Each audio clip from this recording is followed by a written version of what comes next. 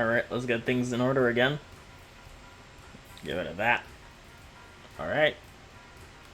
Hello, everyone. The time has finally come. We are finishing the Ace Attorney Investigations collection, the last case of Ace Attorney Investigations 2. It has been I've been playing the majority of this game over the course of the last month. and then after I started the first game back in September of last year, it has now come full circle. A year later, I am back and finishing the last case of the game. So this is gonna be cool. And then, overall, I really enjoyed the second game. I definitely much better than the first. It's great. Love the cases, love the characters. Overall, it was just a much better experience than the first game. Some parts felt slow, some parts felt maybe like a little too fast. Definitely some short segments in some cases, but overall, it was pretty good. It was a pretty good game. Great game.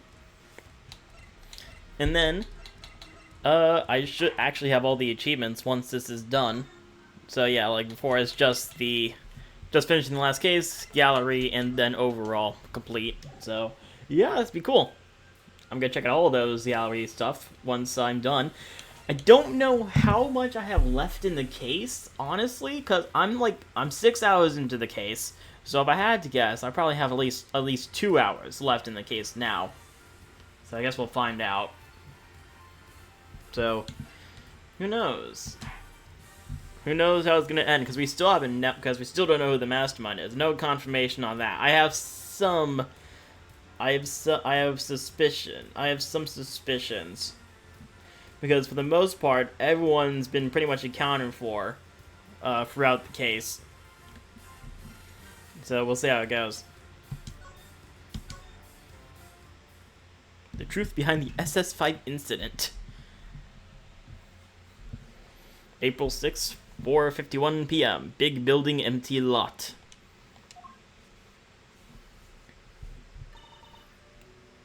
Sean. He was my dad? It can't have been easy, learning the truth about his father's identity so unexpectedly. And too late to ever get to know him. You know how hard I tried to find him? Sean, I get it. He was the president. He had a lot more to think about than just me. But he was right there in front of me. Right there on the set. So why? Why didn't he just say something? Why didn't he tell me who he was? I'm sorry, Sean. I'm so sorry. It's not your fault, Mom. It's mine. If I hadn't broken my promise to you, that fire would have never happened, and you wouldn't have... I've ruined everything. It's all my fault. I even ruined your flowers. Sean, please, you mustn't blame yourself. Just try to be here with me. Aw. I feel bad, because, like, he just found out he had his father, and now his father's gone. It's very terrible.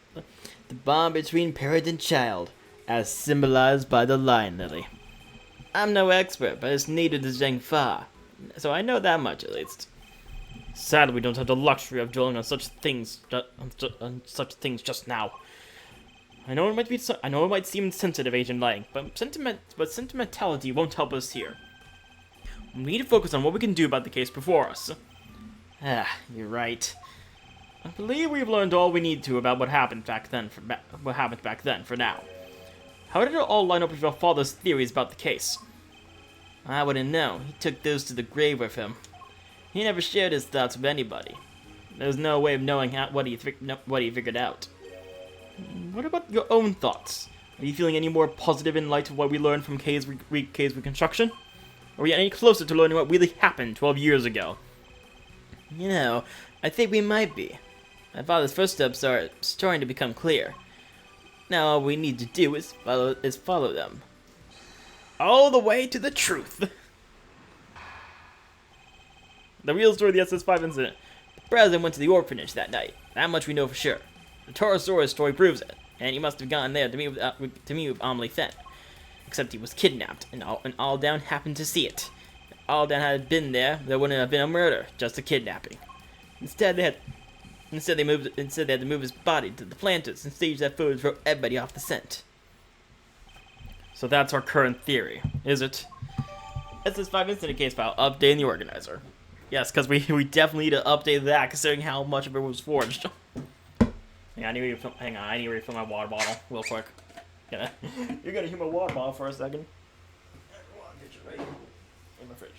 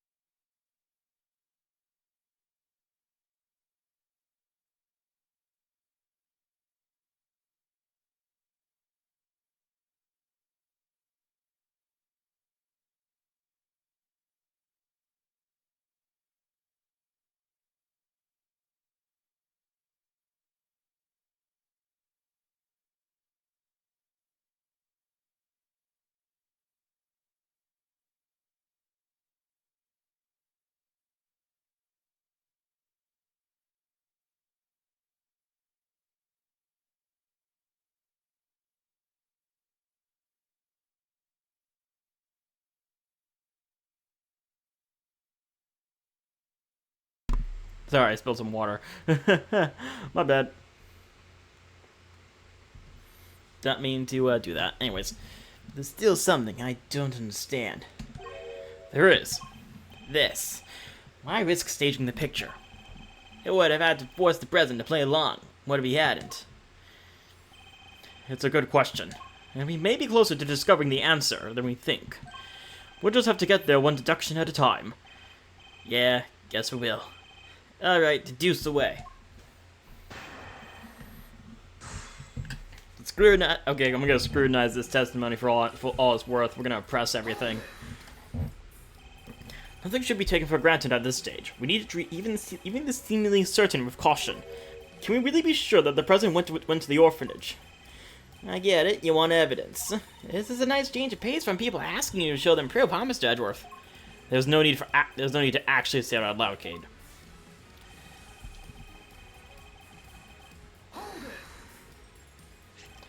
The plushie.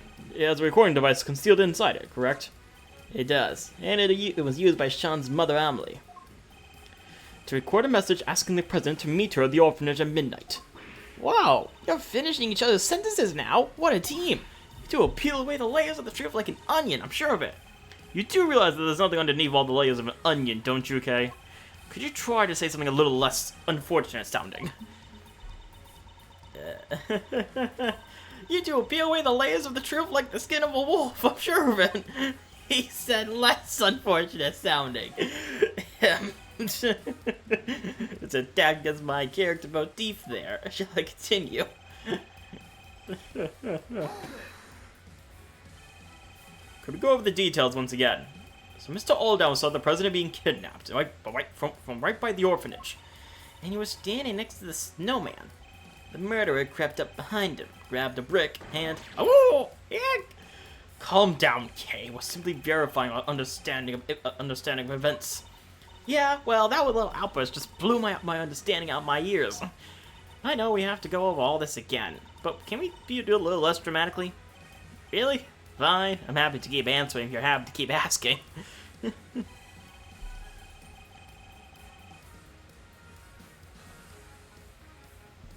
Why is my Streamlabs like trying to connect to chat? What happened there? That's weird. Anyways, Mr. Alden had have been there, huh? That's an interesting suggestion. Care to explain? There's not a whole lot to explain. He saw the kidnapping, so he was murdered. If he hadn't been there, maybe the kidnapping could have happened without any blood being spilled. But could it? He makes it sound as if Mr. Aldown's fault was Mr. Aldown's fault he was murdered. That's not what Agent Lang is saying, Kay. What he means is that Mr. Aldown was the only person who died at the orphanage that night. Well, of course he was. They kidnapped the president and everything. But the ransom was paid and he came home safely, right? She's right, of course, but why does something bother me about that? think it might be worth taking another look over all the evidence. Finish discussion. Thanks for your assistant, Mr. Prosecutor. But let's continue, shall we? Alright, so that's the point of contention right there.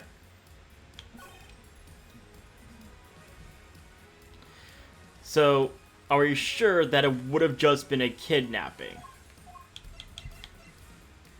Because there was blood here, and it wasn't Aldowns.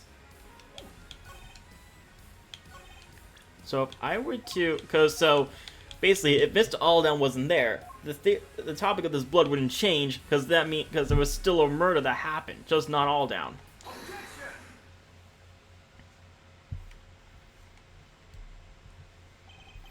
You're saying there would have been no murder if Mr. Aldown hadn't witnessed the kidnapping? But is that really the case? Why wouldn't it be? The main aim was to abduct the president, right? So if there had been a witness present, they wouldn't have needed to murder anybody. And yet it remains possible that Mr. Aldown was the only person killed that night. There was a large pool of blood between the planters, but Mr. Aldown was murdered over by the snowman. It can't have belonged to him. What if all that blood by the planters belonged to somebody else? Come on, Mr. Prosecutor. You do realize what you're saying, don't you? I do. It's hard to believe. I'll be the first to admit it. But it's what the evidence suggests. Not just one person was killed here 12 years ago, but two. You're saying they covered up a whole separate murder? But who else was killed with that night? Whoever covered this other homicide did so very skillfully indeed. They even seem to have been able to avoid it being mentioned in the files. But they didn't quite get rid of everything. We have a piece of evidence from 12 years ago that they never managed to erase. This clearly shows that something else happened that night.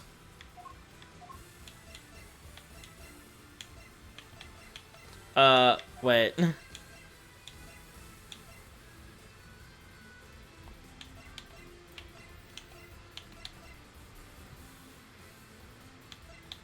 Oh, right. Nope, not the shoes. It was not the shoes. You sure that's what you wanted to show me, Mr. Prosecutor? Because whatever's supposed to be telling me, I'm not hearing it. Was that really not it? There was another witness that night. I need to show Agent Lang the piece of evidence that tells us what they saw. Come on, Mr. Prosecutor, who else was killed that night? I need to know.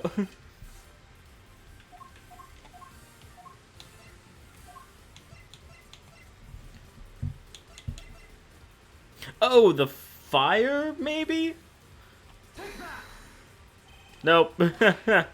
Not the fire. I'm gonna be picking and choosing a lot here. Oh no. That's never good.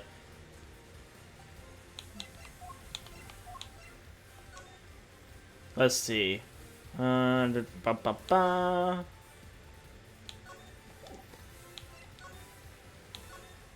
are flowers there.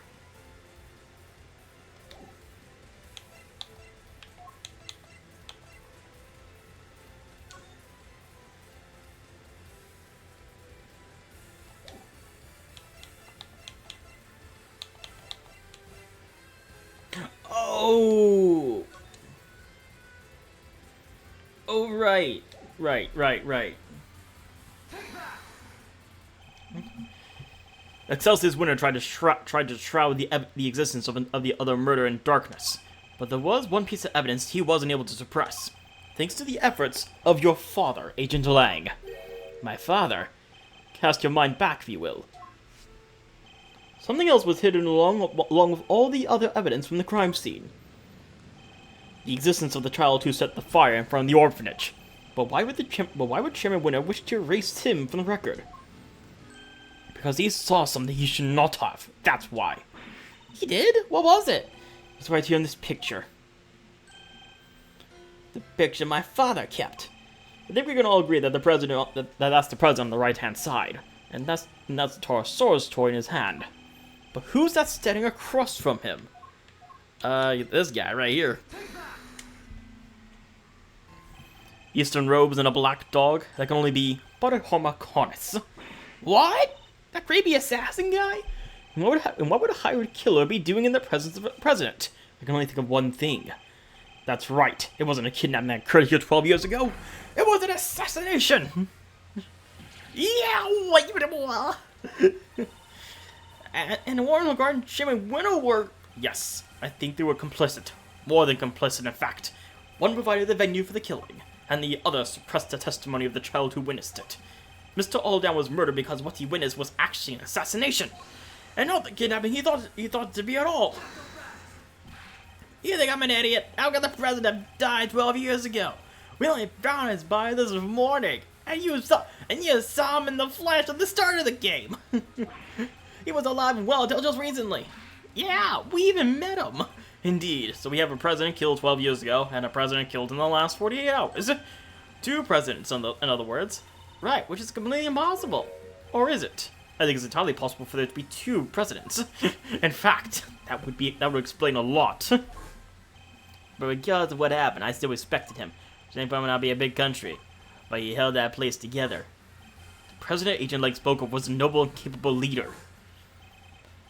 Yeah. Oh no, presidential mask has well and truly slipped. I see what it was saying. It's saying because that was actually the guy trying to keep up a character.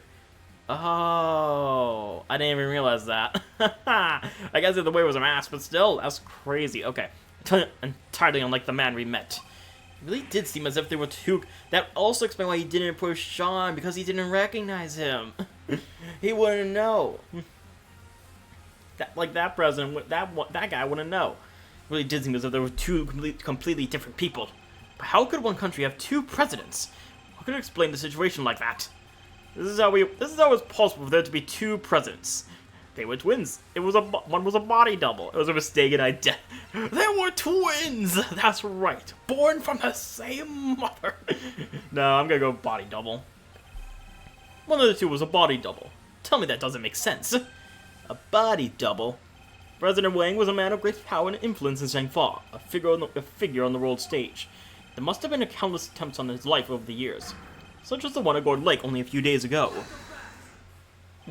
It's true, there were more than a few assassination attempts, but that doesn't mean I'm about to accept that there was more than one president. Now about proof. Do we have any proof that there was more than one president?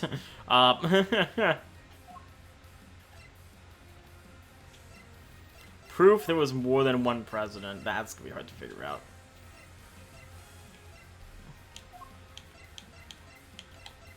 It's gonna be hard to figure out, especially since I don't have actual evidence of... Oh, would this be the shoe? Would this be where the shoes come in now? No, it's not. I think I'm putting too much. I think I'm putting too much pressure on these shoes. Lang Z says, "These shoes tell us nothing, but how you are absolutely terrible at choosing the right evidence. Yeah, we're not below half, but we're not below the half HP bar. Yeah, but you're gonna lose them anyway. Ah, my HP bar, no! If you could prove that you ever been in 2 places at once, that would be pretty good evidence that there were 2 presidents, right? It would. Let's look over the evidence again and consider the facts of the case. What you're saying is impossible. There can't have been 2 presidents. You want me to change my mind on that? I'm gonna need to see some evidence. How do we prove there was more than one president? Is the question. Bum bum ba da da da da da da da da.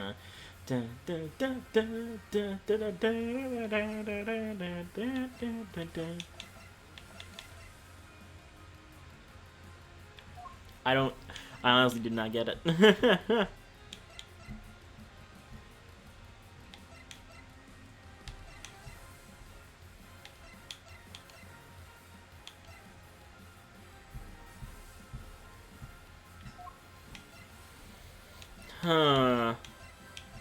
I honestly, I don't know.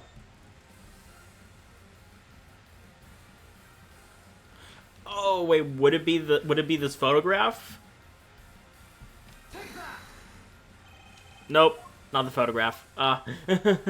Man, okay. Where'd I put my phone? Oh, here it is. I'm not gonna look at a guide, but still, just in case. Autopsy report. Wang 58 gunshot residue. Doesn't really tell me anything though. Oh wait, would it be this? Would it though? I'm not sure. That doesn't really tell us that there was two presidents, just tells us that he had it.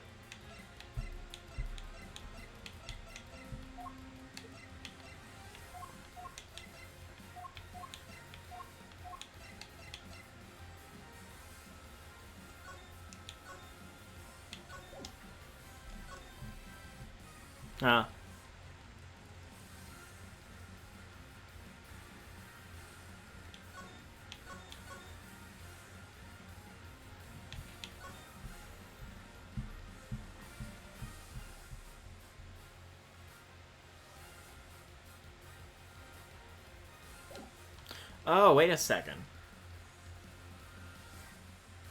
Let's find out. Would this be the answer? Yes, it would. I don't think he's noticed the contradiction staring him in the face. Or is he just unable to accept it? What's the matter, Mr. Prosecutor? Pretty quiet all of a sudden. In Amelie Fenn's recording, she asked the president to be at the orphanage at midnight. But it shouldn't have been possible for him to be there at that time. Huh? How come? Because he was supposedly still at the embassy. With your father, Agent Lang.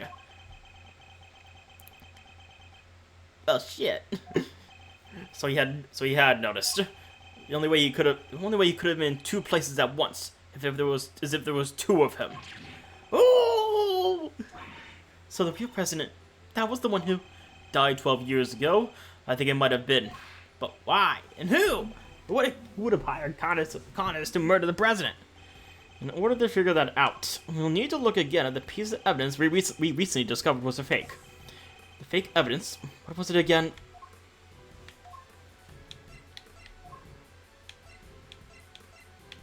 Oh yeah, this was fake. The picture taken with Mr. Aldown's camera was staged sometime after his murder. And Mr. Aldown was murdered because he witnessed the president's assassination. In other words, the photograph too must have been taken after the real president's death. And who is the president in this staged photograph? The body double. Nothing else makes sense.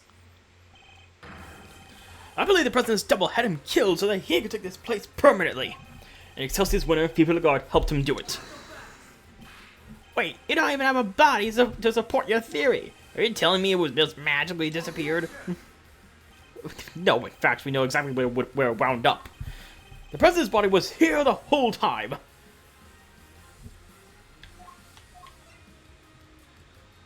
Oh, it wasn't the ransom money he dug up. It wasn't the ransom money. Chairman Winter dug something up last night, something he couldn't trust anybody else to retrieve. We thought it might have been the ransom money, but it was actually something even more important. Wait, you mean... That's right. The real president's body. I think it's highly likely anyway. What? The body may have decomposed in the intervening years, but the bones would surely have remained. Mr. Powers informed us that the construction is due to start here sometime soon. Everything had to be wrapped up before then. The shooting of the movie and the recovery of the president's remains. Yeah, I guess once they started digging the place up, they would have found them pretty quick, huh? Agent Lang, we need to have the so-called monster footprints analyzed again. Yeah, I guess we do. If there was a body on one of them, there should be trace evidence to confirm it. Hey, get me somebody from forensics. Sir, presenting our findings of analysis, sir. Traces of human remains were found in the dirt, along with other signs of a body having been buried. Yeah, so it really was him. Bones were also recovered from the home of Excelsior's winner. The physique looks to be about right, and dental and medical records are a match. It's him, no doubt about it. So as expected, the real President Wang was killed 12 years ago, and the SS-5 kidnapping was in fact a homicide. How about that? Fake president the whole time. Wow, so it was a murder, huh? This case has taken so many twists and turns, I'm starting to lose track. Yes, perhaps we should summarize our findings just to confirm that we understand everything correctly. Good idea. Let's go over everything from the point where the president arrived to the orphanage. 12 years ago, the real President Wang visited the orphanage. His aim? To meet his infant son. The footprints were originally assumed to be those of Mr. Aldown. Seem likely to have actually been made by the president upon his arrival. But instead of being greeted by his child, he was met by the assassin, Baden Connors. That's so sad. He was hoping to see his baby for the first time, only to... Indeed. But at least for Mr. Connors, we can be sure that the job was swiftly and effectively completed. But then, after the assassination, another tragedy occurred. Mr. Aldown's murder. Yes, it seems he witnessed a key moment in the evening's proceedings. The moment that when our culprits, the so-called kidnappers, took the president's body around to the side of the building, that was the sight that sealed his fate. We've now established that he was standing by the orphanage gates at the time. Far enough away that he believed that he was seeing that what he was seeing was the president's abduction. There we go. At which point, the body double who had come to meet up with his co-conspirators walked right up behind Mr. Aldown, leading to our unfortunate eyewitness being murdered by the man who was plotting to replace the president. So was it the body double who moved Mr. Aldown's body too? Yes, I think it probably was. But none of the footprints could have been his, could they? Actually, I think they could. In fact, we have a piece of evidence that proves how that particular trick was achieved. What shows how the body double managed to move the body without leaving any footprints? Is this where the shoes come in?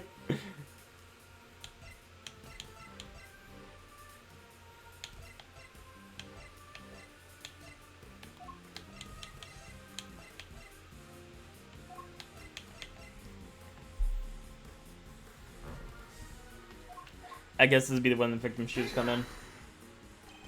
What if the president's double moved Mr. Aldown's body like this? After killing Mr. Aldown,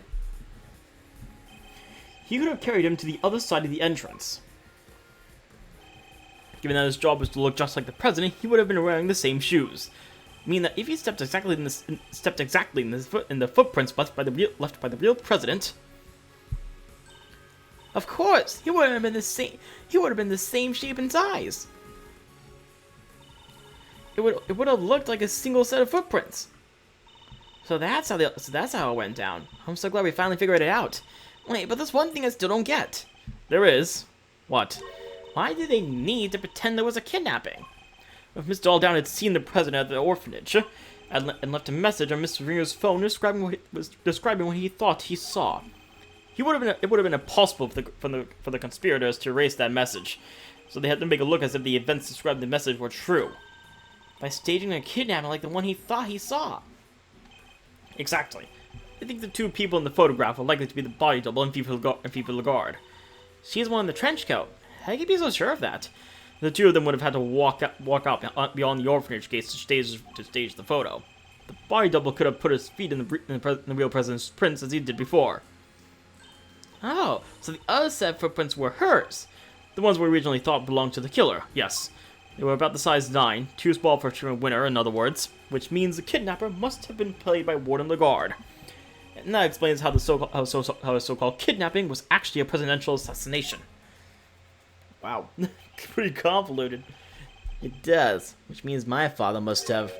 He must have noticed. There's no way he wouldn't have suspected a murder. Especially now with the kid's picture as proof. But the picture was never officially put into evidence, correct? No.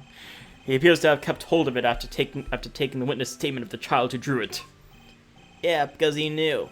He knew President Wang was dead. And he knew what would happen if that news ever got out. Chang Fa would have been plunged into chaos, no doubt. So he kept it a secret, and that secret died with him. Even though it meant taking the blame for the kidnapping and our family name being ruined. So your father knew the truth about what happened 12 years ago, but he chose to hide it. Well, it's finally coming to light at last. Because, I mean, the body double's dead. There's no way you're going to hide it now.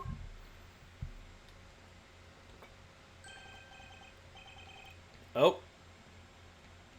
Uh-oh. Huh? What? Who's there? Oh, no. That sound. Is that Belle? Body Homiconis! Woof. What the heck are you doing here? What the law? What the law? You think you can just show up in front of us like it ain't a problem? Forgive me, but I couldn't help overhearing the fascinating conversation you were having. The opportunity to gloat over your past crimes was just too good to miss, I expect. You killed President Wang. I did, but it's not something I'm inclined to gloat over. I was more interested. I'm glad he like doesn't say, "Oh no, it wasn't me," and go into an argument. Like he just says it was him. Like, good, because yeah, there's no hiding that. I was more interested in something else you mentioned, or someone else, should I say? Someone you're looking for, I suppose. Exactly. That's why I took a little sojourn from the penitentiary to find a certain young pup. A young pup in a rather eye-catching red raincoat. What? Wait, you know who they are? In a manner of speaking, what did you call them again? A secret mastermind? Oh, he's been watching them the whole time. He's your friend in the red raincoat, of course. Red raincoat. The prosecutor looks a little surprised, doesn't he? Helmet, yes he does. The young pup I mentioned. He saved my life, you know. 12 long years ago. Oh, really? Oh, wait, no, we do get a thing. Well, okay. As you surmised, it was I who killed President Wang. But that meant that I, too, became an inconvenience and needed removal. The impulse president, Winner Lagarde, all three were keen to guarantee my silence. And if I hadn't met my friend of the young pup again, they might have even succeeded.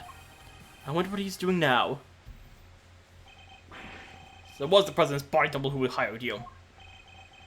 I remember his words almost as if they were yesterday. You know how many times I've nearly been killed? Not once, not twice, a bunch of times! Why do I have to take all the risks? Why am I the one they always put in danger? When I'm out there being him, people treat me like I was him. They worship me. So what's the difference? Who's to say I couldn't be just as good as him? There was a difference, of course. Even if he did look and sound exactly like him. Yeah. Just because he walks and talks like a president doesn't make it a president, does it, boy? No. So he got his wish and became the boss, but couldn't quite fill his predecessor's shoes. Looks not around. That means I'm number one. I wonder if you have what it takes to step into such capable shoes. You. Of course I do. I'm the leader now. Me. Seems the king and his knight were much the same. The president's double knew that his employer had a weakness, a young woman named Amelie. But in order to find her, he needed to enlist the help of locals. Locals such as Chairman Winner. Once Miss Fenn had been located, they simply needed to find the right time to lay their trap. And meaning she arranged that the president could meet his son. That would have been the perfect opportunity. Indeed, and with the head of the orphanage brought into the fold, the little conspiracy was complete. Warden Lagarde. Now, quid pro quo, where might I find the pup? What makes you think the boy who helped you or our mysterious string puller are one and the same? He set a little fire that night, out there in the yard of the orphanage. Oh, yeah, we saw that. It was some kind of prank, right? A prank? It was nothing of the sort, my dear. No, I understand it. He had taken refuge in the igloo by the entrance. From there, he happened to see Winner and Lagarde carrying away a dead body. He also overheard them hatching a certain sordid little plot. A plot to remove me, the only other person who knew what had really happened from the picture. Thankfully, he was kind enough to come and inform me. I was waiting inside the building, you see. He also happened to mention later on that he was wearing his favorite red raincoat. In any case, he escorted me from the premises. And, being a very considerate boy, thought to erase both our footprints from the scene of the crime. It seems he had a little kerosene set aside in the igloo for just such an occasion. So he spread it liberally around the place and set himself a little fire. No way! So that's what the fire was for? It must have been ever so beautiful when the guard were positively enchanted. And while they were distracted by the show, he took the opportunity to usher me out of a side entrance. You never answered my question. You really think he's the one behind all this? I do indeed. Don't I, Helmet? Yes, yes I do. Now, ask your questions.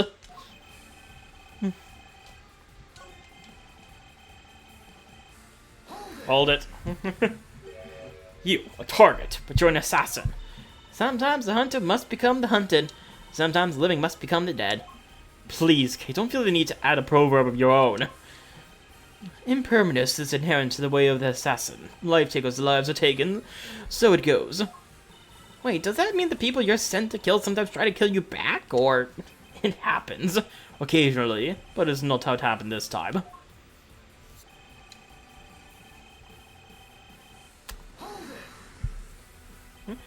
But Mr. Connist, you're a professional killer, and famously skilled one at that.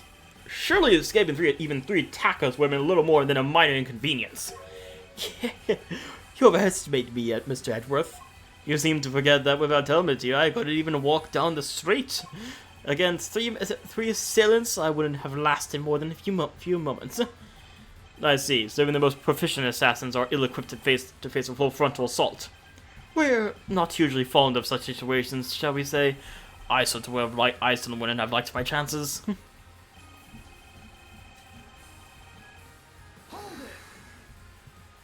Again. So the two of you had met before. Yes, on a cold and lonely Christmas Eve, 18... Oh my god, it was almost Christmas! That long ago. But on that occasion, I was the one who saved his life. It was I who saved his life. It was snowing. More than I had in years, and cold enough that death by freezing was a real possibility. I had taken Helmet out for a little walk. He noticed something, and bounded off through the snow. When I got up to him, he was sniffing at a car. The doors had frozen shut. I took all the strength I had, but eventually I managed to open one. And inside I found two young boys, shivering and semi-conscious. Two. Yes, I found them even an hour later. The poor wretches would have never made it. Wait a second. This is, oh my god. Are those the kids from that picture back in case 3? No way. I was suspicious the moment he mentioned 18 years ago, but that just confirms it. So this is what happened to Gusto's son. I took them both to a nearby orphanage. Is it me, or is there something significant what he just told us? There is. What is it about Connor's statement that's especially noteworthy? The date. This was on Christmas Eve 18 years ago. You're certain of that? I am. Holy smokes! We have something that shows why that date is so significant. Which piece of evidence relates to the date on which Mr. Connors found the children? IS-7. That's why we have that. That was the same day which a certain incident occurred. The murder of a well-known sculptor. No way! An incident in the aftermath, which 2 children went missing. I knew I noticed that. The son of the victim, Ottie Frost, and the son of the murderer, Camillo Gusto. Yeah, now that you mention it, the little guys did go AWOL, huh? Intriguing. The son of a murderer, and the son of his victim. I suppose that would make sense. It would. One of the boys was bound hand and foot, you see. That must have been part of Mr. Frost's plan to stop Mr. Gusto's son from getting to the competition. Indeed, because without his son and Taste's creation, Mr. Gusto would have had no chance of winning. Yeah. So that was what was behind it all. Sadly, neither of the boys were able to remember any such details. They weren't. No, when we met each other again on that night 12 years ago, the young pup explained it to me. It seems that they really were on the brink of death when I found them, and the shock of the experience caused them both to lose their memories. They weren't even able to remember their names. Wow, they wouldn't have known they were Mr. Frost and Mr. Gusto's kids? If what he is telling us is true, that would seem likely, yes.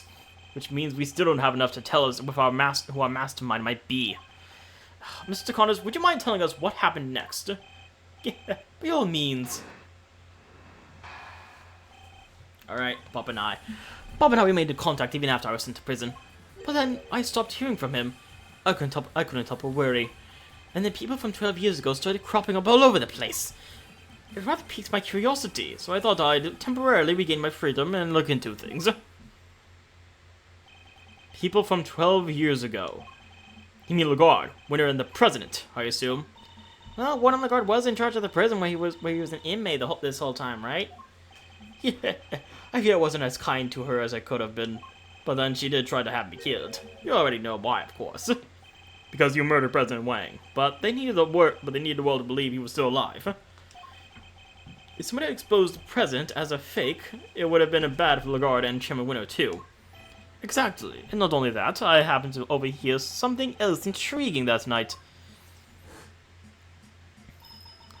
I'll be at the orphanage on the evening of the 9th. I'll be waiting in the front yard. I thought you could meet him if you'd like. Oh, that's Emily Fun. That's Emily Fun. I know you're a very busy man, but anyway, that's where we'll be. Goodbye. Oh. Boy, you. Sorry, but I'm waiting for somebody. I know you are, President Wang. I can help overviewing the news. Congratulations. But please don't worry about your son. I only kill those I am employed to kill, which in this case means you. No. Wait, this is my first chance to meet him, and it might be my only chance. Please, give me just a few minutes longer. I thought he was going to beg for his life, but no. Interesting character. I told him I was not aware that he had a child. No, he said, and shook his head.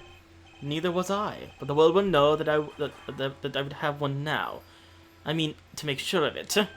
I even prepared something in case the worst comes to worse. And the son in question, it was the young gentleman with the horns here, correct? Horns? You can see them? I don't need to, my dear. I've been listening very carefully, you see.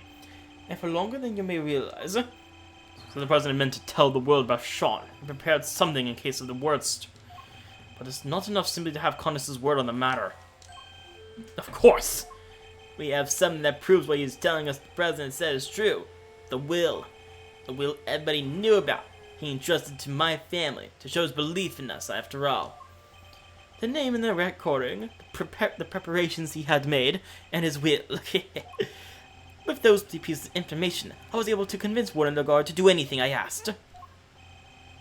With the information at his disposal, he could have exposed the truth about the body double at any time. And Sean's true identity with it. Yeah. President Wang was more agile than I anticipated. He blocked my first knife thrust with something soft. By the time the piece I'd broken off hit the snow, my next strike had hit its mark. So it was Connis who tore the horn off the Torosaurus doll. I was the only one present to hear his final words.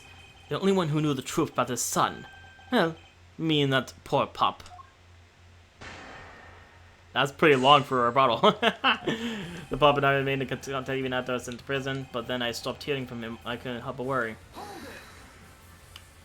He stopped responding. That seems strange. I'm glad you agree. Helmet did too, of course. That big scary mutt really said that? Well, like, woof, woof, that's barking mad. Yeah. He does not need to talk in order for me to hear him, my dear. He doesn't? Okay, well then let me ask you something.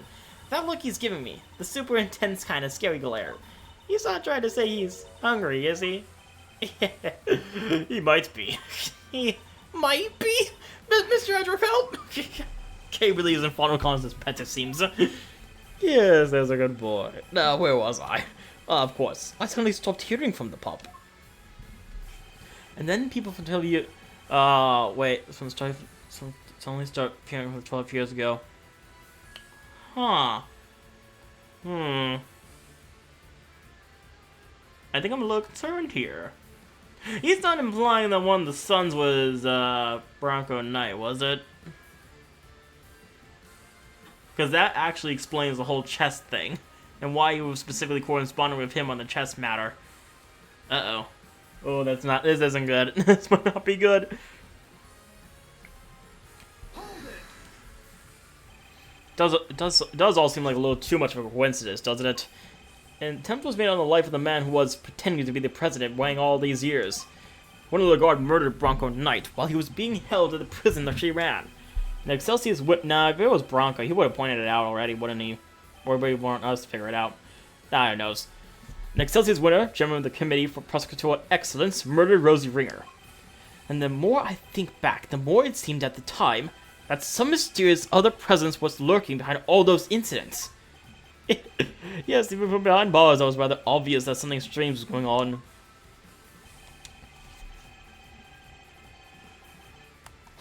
So you're already planning to turn himself in again. You thought to temporarily regain your freedom? Could you be any more brazen? Yeah, even a thief would struggle to get away with something like that. I thought I'd temporarily steal it. You're not. Nobody was injured in the course of my escape. It wasn't necessary after all. I have my ways. Let's leave it at that, shall we? Leave it? No way, pal. You escaped. I'll arrest you right now. There'll be no need for that, detective. As soon as my business is concluded, I'll return home to my cell. Are you serious? Prison is supposed to be some place you can just stroll in and out of when you please. Strange that you should say that. Weren't you the one who strolled in to try and dig into my past only recently? You. Agent Lang, Detective Gumshoe, I need to be able to question Mr. Connors further. Could you both try to remain calm for now? Sure thing, sir. Kinda knew you were going to say that. Yeah, fine. I'm not taking my eyes off the dog, man. Even not even for a second, you hear? Okay, no, still don't get it. What does he mean? Who's this pup he keeps talking about?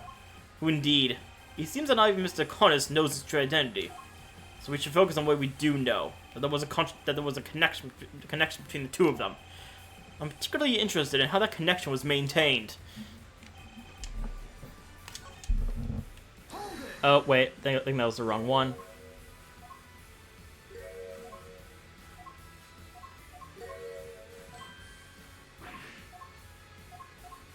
So, let me press the first statement. No, wait, what? You go into the third statement.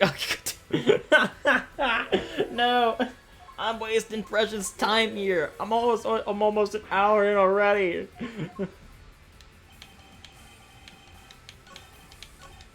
I didn't press this one. So we were able to continue communicating with him from prison. Yeah, I was. Via post office box. What's that? It's a means of exchanging mail without revealing one's own address. Never knew he was there. I never knew where he was, and I was able to slip out and track him down. I was being kept under rather strict supervision, you'll see. By Warden Lagarde, no doubt. What were the two of you even communicating about? We were playing correspondence. Oh my god, it was Bronco Knight. God damn it. It was Knight. Oh no. We were playing correspondence chess, of course, without thinking anything about respective laws of life. Correspondence chess? But didn't you used to play that with... As unlikely as it may seem, Mr. Connors' chess opponent was... Mr. Knight? Yeah, it was Mr. Knight. We found the diagram of the game in his cell, too. So the diagram's back in the evidence. So does that mean Knight had something to do with all that IS-7 business? Wait, could that be it? Do we have any evidence that might connect Knight to the IS-7 incident? Oh shoot, do we? I don't know. Oh wait, the thing in Knight's possessions! So that's why the ring was there. Okay. This is everything Knight left behind. Could there be a clue in here somewhere? A ring and a chess set. Which one should we look at more closely? The ring. The ring! What about it, Mr. Edgeworth? Mr. Fender! Take a close look at it if you would. That design. That's Paul Lake's trademark! Mark! Indeed. Looks like somebody turned the stamp he used inside his work into a ring. But why would Knight have been carrying it? And why was it not with the rest of the evidence from the IS-7 incident? They tried to release Frost's personal effects to his next of kin after the case wound down. But if I remember rightly, old Frosty Boy didn't have any family aside from his kid. And the kid was missing, so they never got to hand it back to him. Not till later, anyhow. I heard on the grapevine that they found him in the end, gave him the goods. Including the seal, it would seem. Which he turned into a ring, and wore until his own death. So Bronco Knight was the son of Artie Frost. So we're saying Mr. Knight was Mr. Frost's son? The cops don't mess around with stuff like that. They would have made sure before handing it over.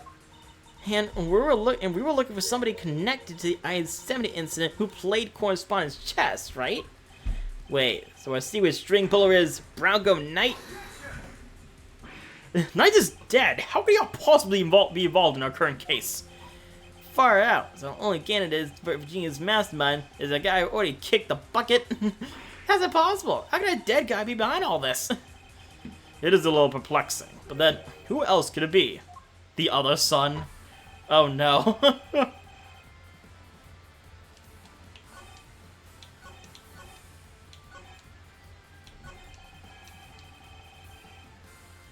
Oh, I did so used to enjoy tapping out my little letters in Braille.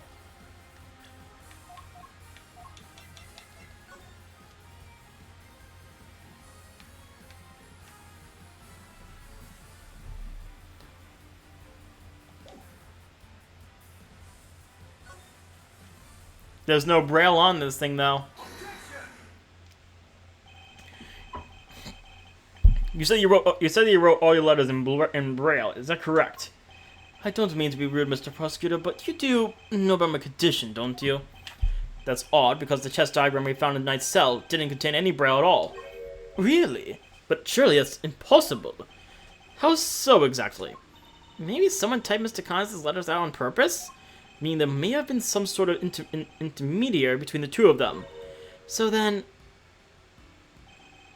Mr. Connors says he wrote his letters in Braille, and yet the letters received by Mr. Knight contain no Braille at all. This suggests that there must be a third party who typed Mr. Connors' letters out. Guys get it worked the same way on the flip side too. Oh man, the one person who was friends with Knight, it's Simeon Saint. He's the mastermind. That's the only person it could be at this point. He's the other son. Cause oh my god, okay. Whoever it was, gave Day and Knight's letters and turned them back into Braille. They could indeed. Correspondence chess diagram update in the organizer. I think you and Mr. Knight were both communicating with this person, Mr. Connors.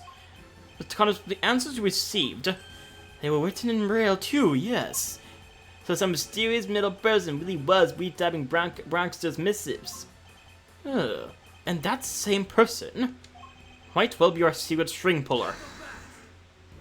Wait, you're trying to say there's another hidden mastermind behind all this, behind this whole thing?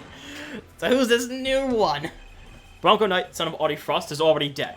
But what if the other child from the incident 18 years ago was actually who we've been looking for? Camillo Gusto's son. But who is he? And where is he? If Knight was Frost's son, Gusto's son would have to be... Oh no! It was Saint. It is Simeon Saint. I got some change in the voice now because I've just been using my normal voice when I was talking to the mastermind, but now I've changed it to the voice I did for him. I know since we were kids, when both of us were all alone. I'll probably change the voice actually when we do confront him. We're both all alone. He doesn't have any family, you see, just like me.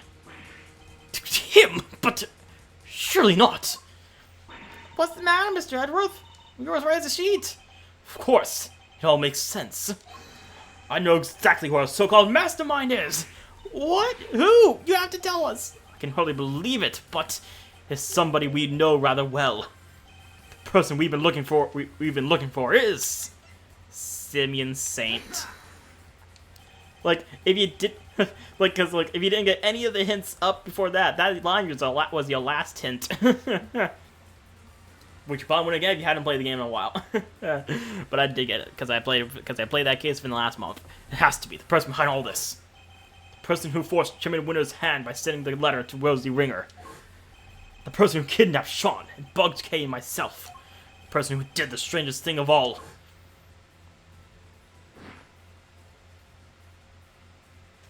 Who drugged Kay and carried her up to the roof of the big building. It was the monster. What? Did you really just say what I thought you did? Yes, the monster. That was the key to unmasking our mastermind. Oh, I almost forgot. We're doing a new show soon. I'd love you could come, Mr. Edgeworth. I'll be joining Regina on stage for this one. That's right, the very big circus is the biggest, most fabulous event in town. You'll have oodles of fun. Miss Lloyd, could I ask a favor? Who, little me? What kind of favor? I'm still here, by the way. You told us that you recorded the sound of Torosaurus breathing fire. Proof? What kind of proof? Just kept something in a tape recorder, perhaps. Who, you're good, Ruffles. Show up in a gosh attack. I captured the sound of that big old beastie breathing fire is what I captured. Sure did. Like I said, I didn't precisely see the guy, but boy, did I hear him. Can we listen to the tape? You surely can. Let's see now. That's it. That sound. Must be what I think it is. My theory has to be correct. The truth about the monster, the identity of the person behind all this, is all falling into place. Wait, is he saying it was a hot air balloon? Did the circus have a hot air balloon or something? Because that's what I imagine the circus have. It's saying a hot air balloon. Wait. Oh, wait, because he just showed that poster, didn't he? I don't have the poster here now, but that poster... Oh, I think I get what he's trying to say. Wait, but so he's trying to say that the breathing fire was actually a hot air balloon, and that what a lot of hearts saw was the balloon itself and the wind. Why would a balloon be that close? Okay. Wait a second. Wait a second.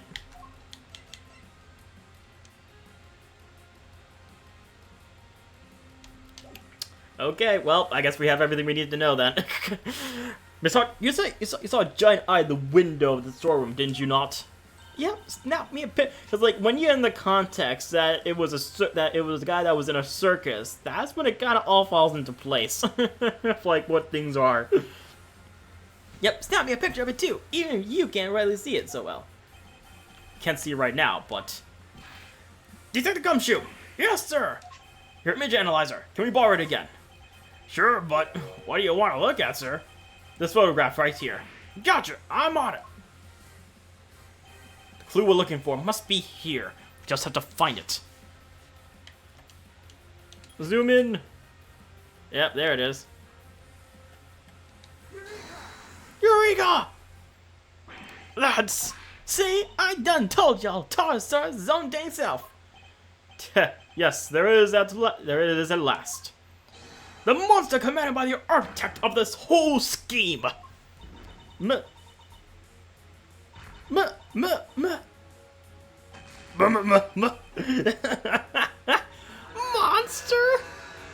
Oh, you finally ready to admit it? That he's dang well real? The big bad boy himself? No, Lana was disappointed immediately when he called objection. No, because that isn't Torosaurus at all. It's the eye of a different giant beast entirely. Take a look at this, if you would. We still have the flyer. It was the balloon. It's the hot air balloon. The very big circus flyer? Oh, wait, look! You see it? The enormous lion balloon? That's the real monster!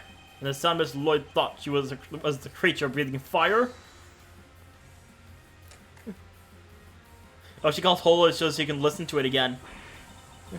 God, come on, you really gonna bring me crashing down to Earth like that? That's how balloons fly, huh? They burn gas to make hot air. They do, and our culprit was able to use that balloon to carry a K up to the roof of the big building without ever going near the elevator. So this culprit, they've got something to do with the circus? Circus worker, friend of the Bronxster, son of Gusto. Whoa, you're not serious! You forgot to mention trainee animal tamer. It's hard to believe. I knew there was a suspicious reason why those two were in the case. Because I feel like otherwise it was. Because honestly, if it wasn't for like either of them being the master, like if it wasn't for Saint being the mastermind, I doubt the circus would have showed up in this case at all. But he's the one who's been pulling the strings this whole time. Because I was suspicious, but I didn't really know for sure. That's right, Simeon says is the one behind all this. Simeon? But everything, really? I don't believe you. We trusted him, and he trusted us. You can't tell me that was all lies. That would be too horrible. I'm sorry, Kay. Oh, who was that? Hey, where do you think you're going, old man? O'Connor is walking away. Nothing escapes you, does it, young pup? My congratulations, Mr. Edgeworth. But now that I know the truth, my business here is done. What? No! Mr. Connors, wait! What the fuck? Did you just get attacked? Damn it! That was that. Okay. Okay. So seriousness aside, that little bit of that little bit of surprise, it was hilarious. Damn it! He disappeared. Are you okay, Mr. Edgeworth? Don't worry. Fine. But damn you. Language, dear boy. Well, you're right, Sean. He killed my dad. He did, right? There's no easy way to say it, but sorry, Sean. It would appear that he did. He won't get away with it. I'll make him pay. Somehow. Some way, No, Sean, you mustn't say such things. I'm sorry, Mr. Edgeworth. You'll have to forgive us both. I just put the canister. All yours are on the lookout, Mr. Connors. I don't mean to hurry everybody, but we better be on our way too. Well, Mr. Prosecutor, where do you think we'll find our mastermind? I suppose you're right. We should go after the mastermind right now. He said he had to practice for the show, which I guess means he'll be at the circus. But before we leave, there's something I'd like to ask you of you, Agent Lang. There is. What? Once a beast has been sighted, the next step is to plan its capture. When we arrive, there's something we'll need to try to find as a matter of priority. And Detective, I'd like you to look into something that's been bothering me about Sean's kidnapping. Yes, sir. I want to help too, Mr. Edgeworth. Good. There's somebody I'd like you to try to contact. If Saint really is our mastermind, we're going to need this person's help. Oh, it's gonna be Judy. Between our many encounters, I never suspected a thing, even though he was right there in front of me. I messed up. There's no other way of putting it. But I'm going to put things right once and for all. It's really cool how everything comes back to this very moment now. Confronting the mastermind. Time for the ladder. 5:30 p.m. Very big circus. Big top. Big shot. Oh, hi, Mr. Edgeworth. So you guys come watch the show? Why are there so many of you? Hello, Miss Berry, Mr. Saint. You're a little early, I'm afraid. We're still practicing. But I'm glad you kept your promise. Yes, I remember you giving me this. That's so great. You're gonna have so much fun. I think even you'll be surprised, Mr. Edgeworth. Oh, I think you've surprised me enough for one day already. That's your hint right there. What are you talking about? Would you mind looking at this photograph, Miss Berry? That's the eye painted on the balloon you used to advertise the circus, correct? Oh, yeah. What is this exactly? I have a strong suspicion that the balloon was used by the criminal we've been looking for. You do? Who's usually in charge of the balloon, if you don't mind me asking? Oh, that would be Simeon. But wait, you don't mean... Am I gonna lose the smile? Mr. Saint, you took the balloon out late the other night, didn't you? Sure, I was practicing. I'm still pretty bad at flying it, so I need to put in some extra hours. At night, when it would have been even more difficult than usual. A strange time to decide to practice. But why else would I have taken the balloon out? What are you saying? That you weren't practicing at all. You were taking an unconscious Kate to the top of the big building. In order to frame her for the murder of Rosie Ringer.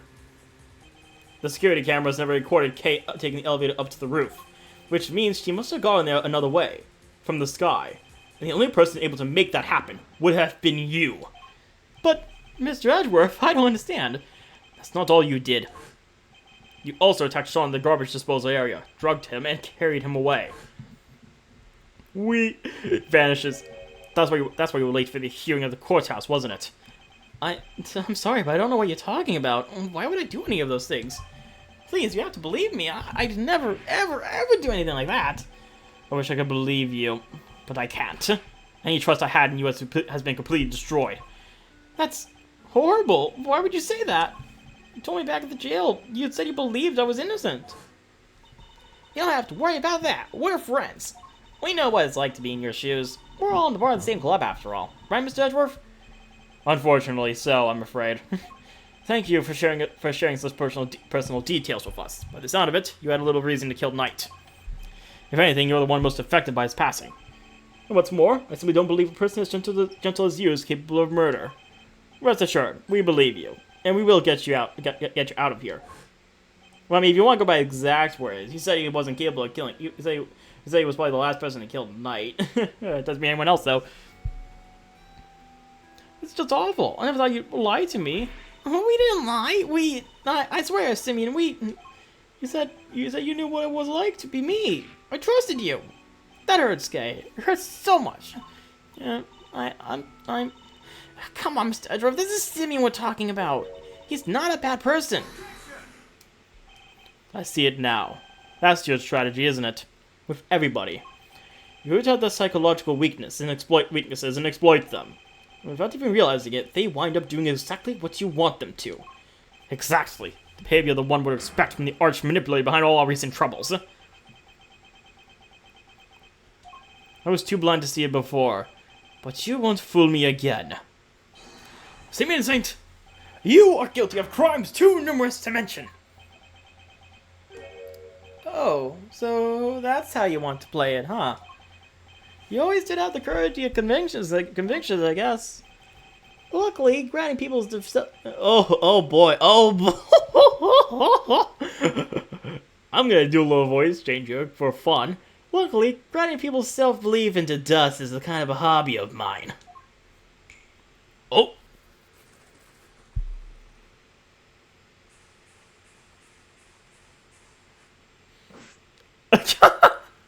Okay, that's cool.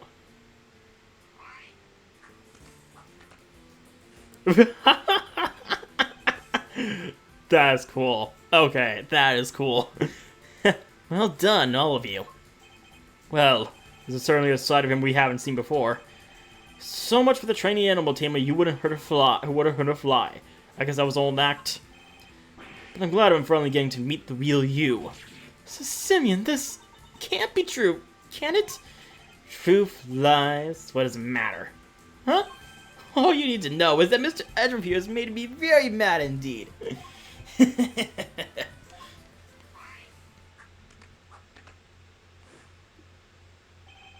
And now he's going to pay. Sure, I went up in the balloon a couple of nights ago, but I was just practicing. I guess somebody took that picture when I flew by the big building. I fly around the area during promo stuff at the circus all the time.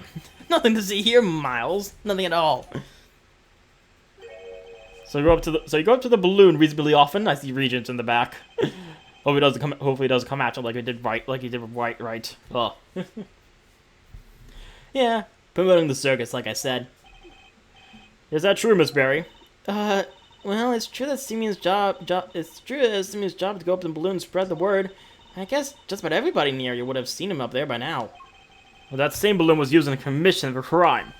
Nonsense! I just happened to be in the area when it happened. Somebody took a picture when I was floating past the big building, that's all. I'll be the judge of whether you just happened to be nearby. Thank you very much. I was just out practicing. You have to believe me. Okay.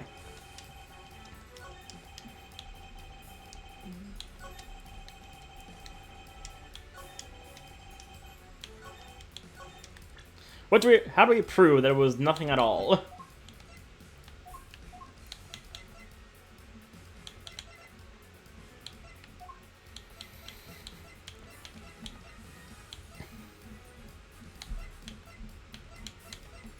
I guess oh, whoops. We don't know a whole lot about this balloon just yet. I think we should try to learn a little more about it. Okay, I'll just press some stuff then. This balloon, do you usually launch it from here at the circus? No, you need a wide open space. There's a park over by Sunshine Coliseum. That's where I usually take off from. I see. How do you get the balloon to the park to launch it? Not by hand, that's for sure. That thing must weigh a few hundred pounds. It's kind of impressive that it can even get off the ground now that I think about it. I prefer if you didn't change the subject. How did you transport the balloon? Wow, give a guy a break, will you? It's like I was getting miles off track. Sheesh. We use a truck, okay? Just load it onto the back and away you go. Okay. Well, we finally have an answer for this thing. Where you go? A truck, you say? Yeah, last time I figured it out would have been 2 days ago. That could be important. I better keep it in mind.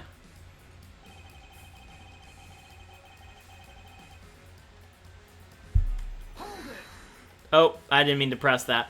So just to confirm, the truck hasn't been anywhere else since then. Why would you need to confirm that? I just told you, didn't I? Answer the question. Or are you trying to avoid this one too? Oh, that was a cheap shot even for you. If I say something, you don't need to confirm it, because I just said it. See how that works? But since you insist, the truck's been parked out back since the day before last. And the balloon was still loaded in the back, faster than all. Now explain why that even matters. Not right now. I think I'll just thank you for giving me a straight answer for once and leave it there. So he means to insist that the truck has been parked here since 2 days ago. I think I might have let more slip there than you realize, Mr. Saint. Are you done? Alright, as I was saying. I meant to present the truck, not press it. My bad. This truck. It wouldn't happen to be blue by any chance. So what if it is? We happened to see a blue truck ourselves just today. One of a large basket loaded on the back. If that was the truck you told us about, then your statement is about it not having moved in 2 days is a lie.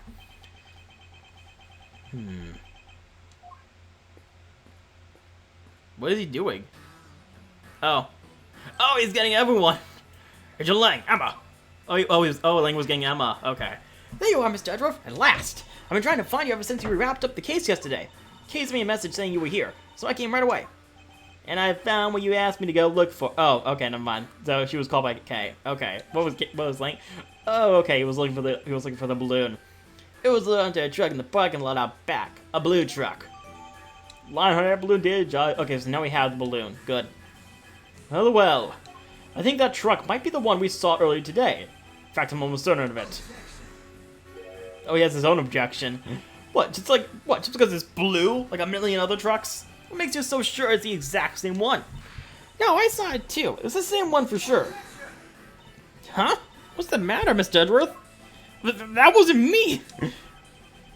What those are the words of a man who can't back up his claims with evidence. Wow, you sound just like him. Show me. I demand proof. I must be able to prove it somehow. It's the same truck, I'm sure of it.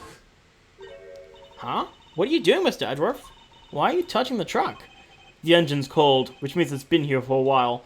Oh, wait. You could tell just from that? What can I use to prove it's the same truck? Fingerprint dusting, I guess. I'd like to have the truck dusted for fingerprints. Huh? Why would you want to do that? Because I expect to find a certain very specific set of prints. And if I do, that will prove beyond all doubt that that's the truck we saw in front of the big building. Whose prints will prove it was the truck? Himself. Yours? You think you're going to find your own prints on there? I do, because I put my hand on your truck while I saw it in front of the big building. Let's see what we could find, shall we? Now, could you lend us your scientific skills one more time? That's why I'm here. One moment, please. Alrighty, take it away, Mr. Edgeworth. Oh, me? Of course. Who else did you think was going to do it? Don't worry, it's easy. I'll show you how. Fine. I don't see why you can't do it. I don't see why you can't do it yourself. At least it's not a DS anymore, so we don't have so we don't have to worry about the microphone. So let's spread the powder over the area you want to search for prints, like this. Moving the cursor around and pressing A will allow me to dust the area with powder. It sticks to fingerprints, so once you found one, make sure to dump plenty on there, and then blow away the excess. Blow it away. Yeah, with your mouth. Haha, like that. Blowing it wide to remove any excess powder. Alright, you got all that? Yes, thank you. Now to try it for real. Oh, there's no such thing as too much powder, by the way. Go crazy. I love it. I love the idea that, like, we literally just left the tent for a time being to go back out to the truck and test it. Anyways. I'm just gonna get everything, because, you know, better to do that than, have to do it again.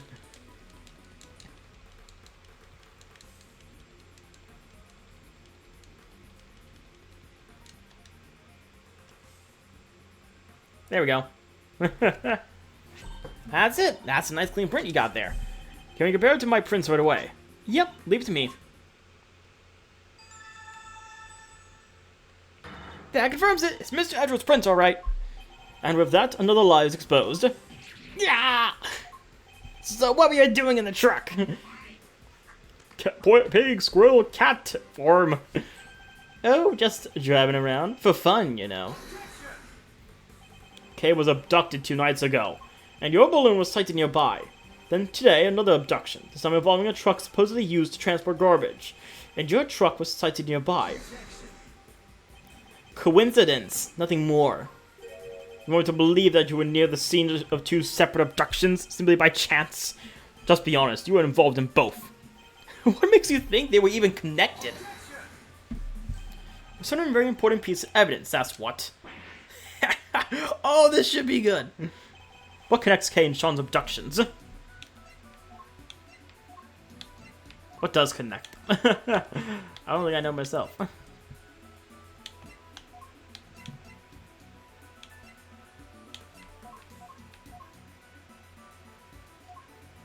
Oh, wait, the pills. The sedative. Kay was drugged with a dose of powerful sedative. And a bottle of sedative was found right where Sean was being held captive. The very same brand, no less. Ha! I need to try something like this. So the same sedative was used, so what? Does that mean everything's connected? You know as well as I do, that doesn't prove anything for sure. Yeah, you must have something. There must be a piece of evidence that can tie into both crimes. Cops, prosecutors, you, Miles, you're all the same at the end of the day. You force the evidence to fit the crime, or you flat out make it up. Just as long as somebody goes to jail. You're no different from a certain other evidence tamperer we've had the misfortune of meeting. No, nothing like him. Then show me. Hit me with your killer piece of evidence. You must have one, right? Ugh, there's no use. We don't have anything that can tie him directly to both kidnappings. Okay, you're about done here, Miles. No more cheap shots left to fire. Great. Well, I have a show to be rehearsing for, so if you don't mind. Hey, come on now, you two. There's no need to get all hot under the collar. We want your good looks running down your face now, would we, Simeon, old pal? What are you sticking your nose in for? Hey, I just sensed the vibe getting a little harsh and heavy, yeah? Thought I ought to lighten the mood. Help me out here, Kay. Lift our spirits with a little dose of the old great thief magic. You don't have to tell me twice. Okay, let me see. If I could do Simeon's voice, here goes. Objection? What are you? Take this seriously, will you? Thought you could do with somebody running a little interference for you there, Milester. Not the most ethical approach I know, but again, diversion. Oh, I see. They're trying to imitate my voice and trying to keep my attention as a sort of diversion. We can worry about whether or not this to be the right thing to do later. This is my last chance to try and prove connection between Mr. Satan and his crimes. Let's forget the kidnappings for now. Is there anything else to suggest that he is our mastermind? Of course. Connors was looking for a secret string puller too. The young pup, as he called him. If I could prove that Mr. Saint was that same young pup, then perhaps... The chess correspondence. What evidence do I have that might point to him being involved behind the scenes? Chess correspondence diagram. Bam. I think you and Mr. Knight were both communicating with this person, Mr. Connors. Yeah, and that same person might well be our secret string puller. That's right. Mastermind was involved in Connors and Knight's correspondence chess exchanges. If I could prove that Mr. Singh was the hidden intermediary between the two of them. Alright, that's enough. This is getting painful. You don't have anything, and I don't have... You don't have anything, and I have to practice for the show, so if you don't mind. Thank you, Mr. Fender. I can take it from here. And I can't take any more of your interventions. Ooh, just look at that face. Yeah, I like it, Mouse. Samino's back in the game for sure. I'm Sammy the funny clown. Look at me. I'm juggling. Okay, you can stop now. Mr. Saint, you're a fan of you're a fan of Chen's. I'm mispronouncing words. You're a fan of chess, I take it. Huh? Where did that come from? Chess? Sure, I don't hate it. A secret string puller was playing correspondence chess with Mr. Connors. I thought Bronco was the one playing chess with Connors. You're saying he was your so-called mastermind? Oh, walking to a trap. No, it wasn't him. Whoever it was went on manipulating events even after Knight's death. Take a look at this. Take a look at this letter, if you would. Who do you think could have written it? I believe it was the person who had inserted themselves between Mr. Connors and Knight. And you think that person was me? Why did I go to all that trouble? That's crazy. Make it appear that the two men were connected and communicating directly with one another. The very fact that led to FIFA Lugard to murder him. What? You're saying he set that up to try and get Mr. Knight killed? Listen to yourself. What do you think I am? Some kind of evil puppet master? Pig, squirrel, cat, arm. You've seen me. I can barely even get the animals to do what I want. You sure about that? We can find one of the letters he passed between Knight and Connors. That would prove the connection beyond a doubt. I'd like to have your room searched. I believe we might find... Letters? You won't. Trust me. What? Once I'm done with something, I put it straight in the trash. Guess I'm not the sentimental type. I get hung up in the past, right? Ugh! He must have disposed of any incriminating items in order to cover his tracks. Yes, you went about the evidence you needed once again, huh? That's a bad habit, you know. So this doesn't prove anything either. We fall short yet again. What do we do now? We out of options. You accuse me of betraying my friend and you don't even have any proof? You're despicable. Oh, called to hold it. Who was that? Oh, hi. Regina. Miss Barry. What does she want? Sorry, it's just... I was thinking about what you were saying, and... This Knight person... You mean Bronco, right? Simeon's friend? Yes. What of it? Does she know something? A letter came from him this morning. For Simeon. What? What did you... How is that possible? Knight is dead. Miss Barry, we need to see this letter right away. Sure. Here you go. Let's open it up, shall we? It's another correspondence chest letter. Pawn to G6. Can anybody else spell checkmate? I can't wait to see you face me lose, but you are never going to beat me. Not the chess. The next move of the game. Next move from the game, Mr. Connors. Can anybody spell checkmate? Can't wait to see your face lose when you lose, but you are never going to beat me. Not a chess. It's postmarked for the 26th of March, the day before Knight died. I guess it must have gotten held up en route. Well, we do move around a lot. It's part of being a traveling circus. I may arrive late all the time. Interesting that it's addressed directly to you, Mr. Saint. Wow, that's one hell of a Hail Mary right there. Thank you, Regina. This is it, isn't it? Proof we need that you were the one facilitating Mr. Connors and Knight's games. One of the letters you would have transcribed into Braille, in order to create the illusion that they were somehow connected. Oh, curse you, Bronco! Still getting in my way even now.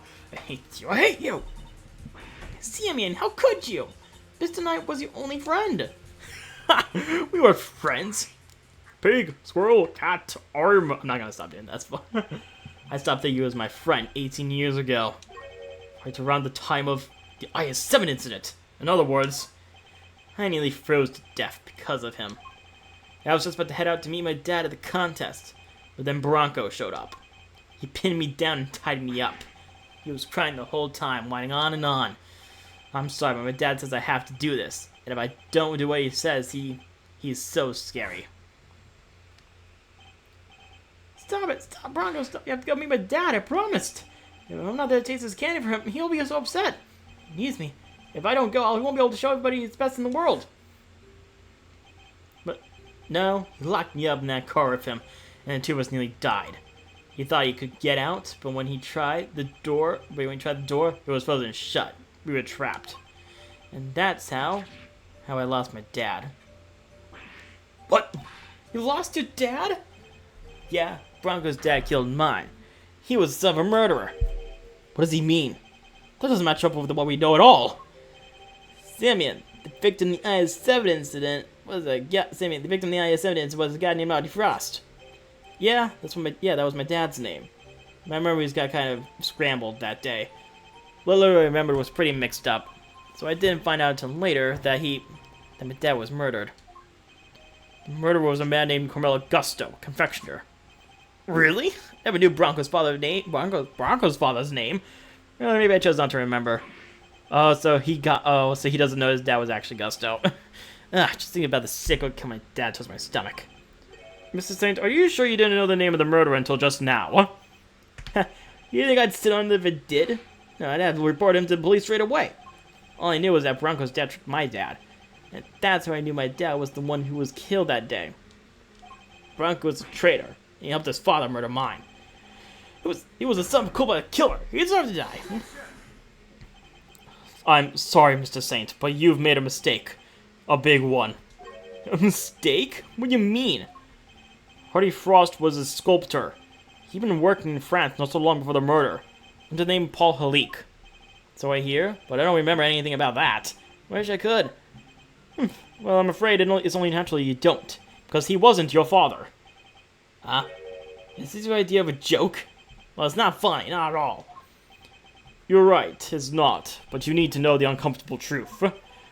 This piece of evidence proves that you're not Audie Frost's son. It's gonna be the nice possessions, because he has the ring. Huh? Bronco's chest set, and a ring? Yes, take a look at the ring for me if you would. What does the engraving on it tell you? It's 2 letters, right? It is. This is the seal which Paul Halik used to mark his works, and it was found next to Audie Frost's body 18 years ago. But why would Bronco have a memento of my father? The police looked for Frost's son for a long time, and eventually they found him.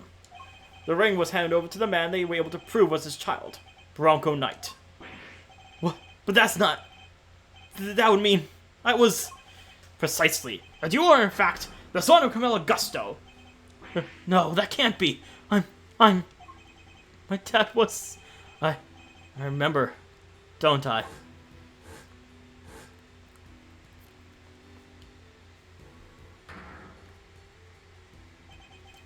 Bronco tied me up and locked me in that car. It's his fault I lost my dad. He deserved to die, didn't he? No, what? No way. So I get to see a circus thing even though I'm in jail? We're looking forward to the next move in our little chess game. So, is the show just the icing on top? Yeah, I think you'll enjoy it. I will. Hey, come back soon, okay? I'll be moving with my next move in the meantime. Oh, speaking of which, I put a little something in your chess set. But you can take a look at it later. A little something. No idea what that might be, but thanks. If you hadn't detained me 18 years ago, it wouldn't have had to end like this. Huh? Did you say something? Me? Oh, it was nothing. Goodbye, Bronco, and farewell.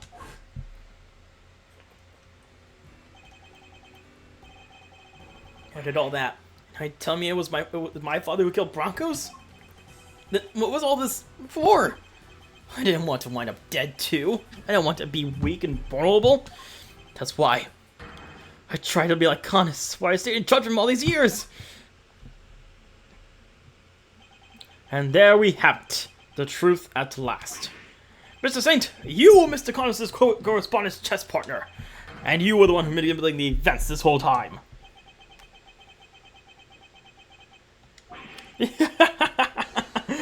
You're right. It was me. It was me all along. At last, he's finally telling the truth.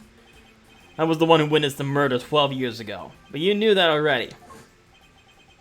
The president's assassination, just as we thought. Which means he's the one who drew the picture.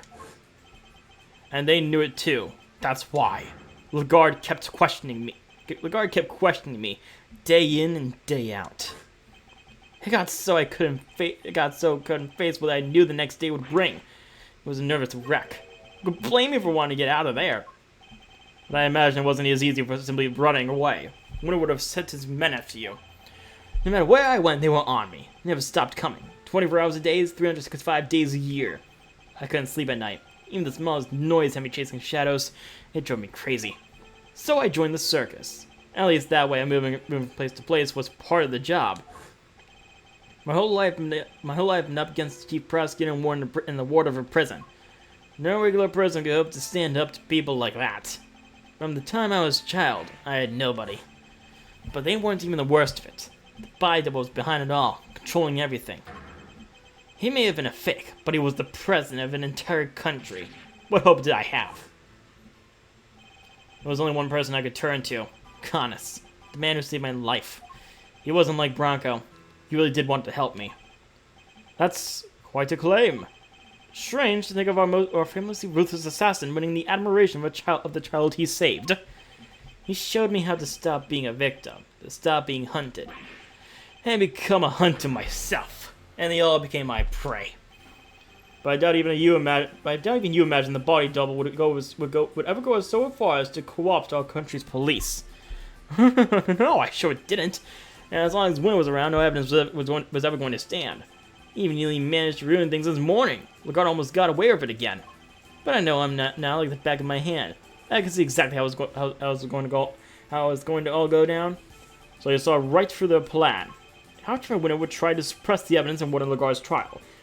I see, and that's why you kidnapped Sean, correct? You wanted to force a guilty verdict, regardless of the presence of evidence of the rule of law. Maybe I did, but how else was I going to make them pay for what happened 12 years ago?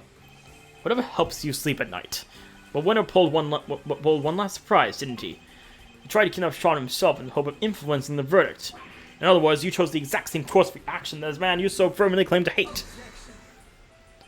That's only if I'd actually kidnapped anyone at all. But I'd never do anything so wicked. Never ever. Me commit a crime? No.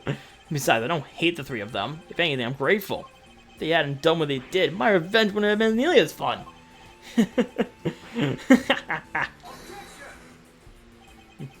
So you admit it. Your motive in all of this was nothing more than revenge. Sure, I admit it. So what? I despised every single one of them. But here's the kicker. I didn't kill anybody. The most you can blame me for is writing the odd letter here and there. A quick note to Ringer to tell her about Winter, another to him so he knew about her. But the fact that they wanted to kill each other and one of them succeeded, that was on all of them. So you take no responsibility for the fact that your actions resulted in multiple murders. Right? Same thing at Gordon Lake. People are much easier to control than animals, you know. The whole fake assassination plot, I handed that to Bronco on a plate. That was part of his plan too? So Work's murder was... No. That was all Bronco's idea. Nothing to do with me at all. Still, it moved things in the right direction, wouldn't you say? Isn't fate a crazy thing? You can't talk like that about a murder. Setting Lagarde up was easy, too. That just made it seem like Knight and Connus were in contact with each other. And slipped the chisel inside the chest set. So it was you who put it in there. Yes, it was. I thought that might point everybody nicely in Connus' direction. It worked out pretty well, even if I do say so myself. Who knew that we were all going to... Who knew that we all it took to make that awful murder for Bronco? I guess she got to where she just saw enemies everywhere she looked. I know the feeling. Even the smallest thing can send your paranoia into overdrive, and then things get ugly quickly. I had a front row seat for the whole show. You were the last piece to be put into play, of course. To me, you saw both cases and finally brought down Winter and Lagarde. I guess you could say it perhaps a deduction with a weapon that put an end to them both. I didn't solve those cases for your sake. Sure, you didn't know you were doing me a favor. You were just playing at being an attorney for a little while, right? What'd you say? All I had to do was cower and say no a few times. And you rode back to rather skill like the hero you are. Ugh. Was getting arrested part of your plan too? No, that wasn't something I expected, I have to admit. I never thought they'd take the chisel for the murder weapon. That was the real plot. That was the real plot twist. Made my blood run cold, for sure. But then who should come through the turnabout and all turnabouts? The greatest legal mind of his generation, my knight in shining armor. I bet it felt pretty good seeing me like that, huh? You want to thank me, you know. I don't do that for many people. You're wrong. He wasn't playing at being an attorney. He was trying to help you, because helping people is what Mr. Edgeworth does. He helped me, why would I need it most? Okay. Oh, did he? You sure he wasn't trying on his just trying on his dear departed daddy's shoes for size? No, that's not what he was doing. Come on, Game Master, don't let this clown get you down. He's projecting, plain and simple, painting other folks with his own grubby brush. It's not just that he doesn't trust other people. Poor kid doesn't even understand the concept. Doing something for somebody else's sake, forget about it. You'll never understand. You think I care what you have to say about me? Consider this for a second. I've gotten my revenge from everybody I was out to get it from. And yet... Oh. Back to this. You can't prove I incited anything. What? Think about it. I never actually did anything. What's my crime exactly? Explain to me. You think you can pin an incitement crime charge on me? Read my letters. I don't mention murder anywhere. If I did, maybe you have a case. Maybe you could say I encouraged them. But it's the same story as always, I'm afraid. You can't prove I did anything at all. That's not true. You kidnapped me. Sorry, but I missed the part where you proved that. All I ever admitted to was sending letters. Letters which didn't threaten, coerce, or encourage anybody to do anything. I just passed on what you might call pertinent information. Ugh. He's a slippery one, I'll give him that. And technically true, he never told anyone to do murder. So, there's that. There's gotta be something we can do. What about this excitement stuff he's talking about? Incitement, okay. It means to encourage or direct another person to commit a crime. In the eyes of the law, it's seen as equivalent to committing the crime itself. Then we just need to prove that he told him to do it. You say that like it's going to be easy. Guess maybe you're not so big on the due process after all. You think you make me carry the can for the murders I had nothing to do with? Think again. I don't even have to talk to you. If I don't want to. In fact, why am I still talking to you? I can think of one reason. The tent is surrounded. There's nowhere left to run. Really? You don't think I planned my escape too? Cat arm. What if, just to pluck an idea out of nowhere, I train all those vicious wild beasts to attack on command, for example? All I'd have to do is say the word and then slide off stage in the chaos. What? You wouldn't. I'm just spitballing. But you'd pay to see that, wouldn't you? I could easily take Sean hostage with a gun, or I may or may not have in my pocket. Yeah, you know what? That would make for a killer show. You will do no such thing. It's hard to know what lengths he might actually be prepared to go to. But knowing what we know about him already, we have to be prepared for the worst. Fine, I'll humor you. Once the curtain goes up on this little performance, it better be a lively one. Bore me and we're done here. Alright, let's see if you can keep me entertained, shall we? Ugh, he's not going to give me an inch. There must be something we can do. I can't let his crimes go unpunished. Oh boy, so we have a bigger penalty now. Think about it. I never actually did anything. What's the crimes gotta explain to me?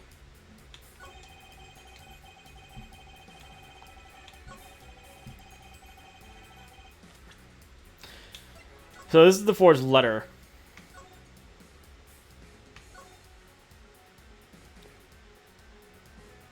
Oh, no, that was one. That was Celsius's. That wasn't. Okay.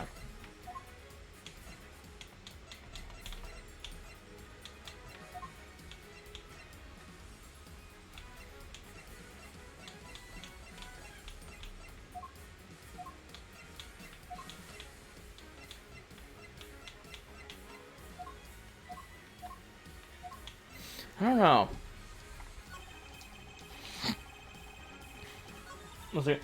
Do you think he's telling the truth? He really didn't incite anybody to do anything? I don't think that's possible. He clearly intended for those murders to happen. You're right. We just have to prove that intent. If only we can find a way. You encourage others to commit murder, and those murders were duly committed.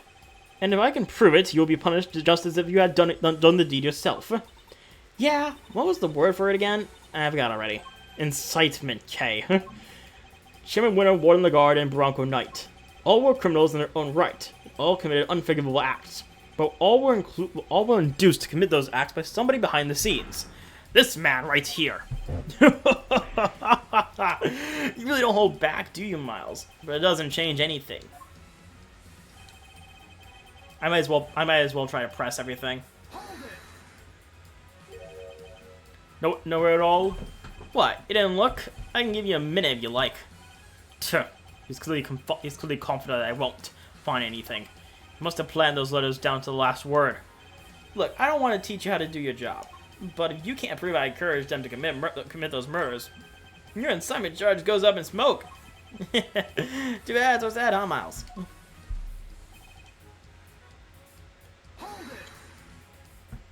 And over a fact that you made those murders happen, huh? Yeah, there's something I need to tell you. Truth is... Oh! What? You told me yourself. Did I? And can you prove it? If you can't, this ends here. Just ask yourself. Could this sweet innocent boy have done things you're saying? No. Ugh, I hate to admit it, but he's right. Without proof, we have nowhere to go with this. If we could only prove what he said on that phone call. Hang on.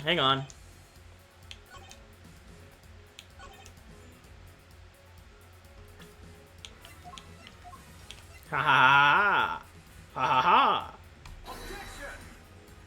No! I thought I had it.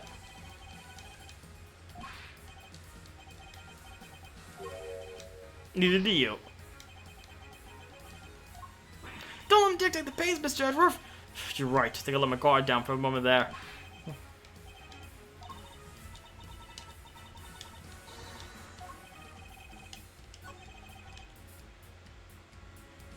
Oh.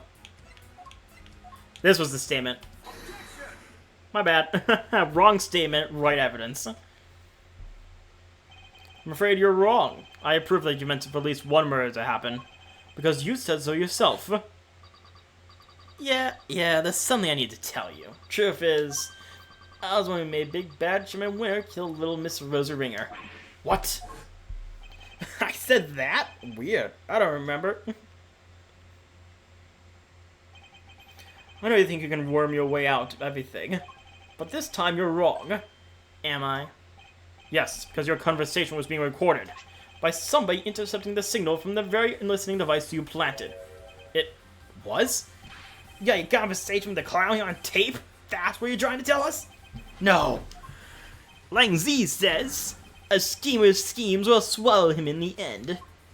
Miss Lloyd, could you play us the tape, please? You bet I can. Got it. It was this part right here. Mr. Edgeworth, that's Jessica Bell's cell phone. Who is this? You're the one who abducted Kay. I can't hear, Mr. Edgeworth. Sorry. It was right around here. I was surprised as... Are you kidding me? Huh? That's weird. Something wrong, Miss Lloyd. I'll say. Seems we maybe, didn't quite catch the next part on tape. What? Why? How can it not be on there?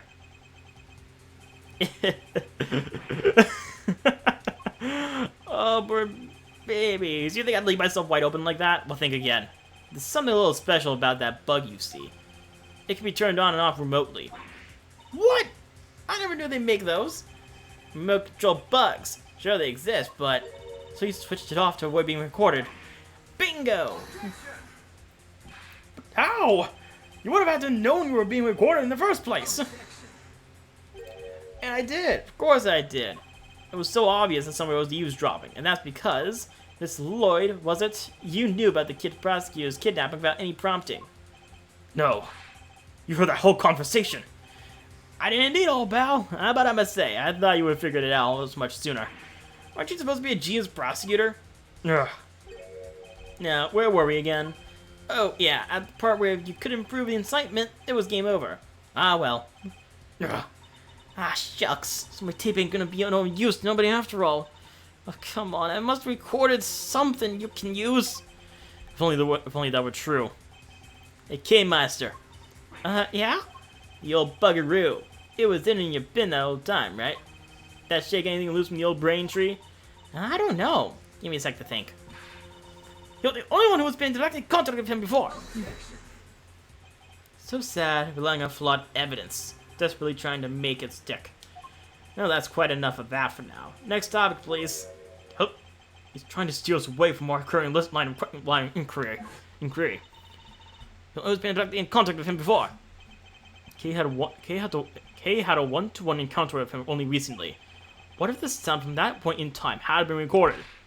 Miss Lloyd, how long were you recording the intercepts from the bug for? Starting about, let's see now, 2 nights back?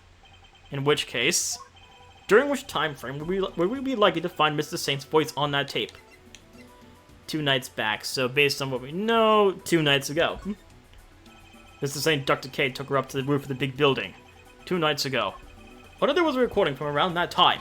Miss Lloyd, quickly, play us any tape you have from the night before last. Huh? Oh, sure thing.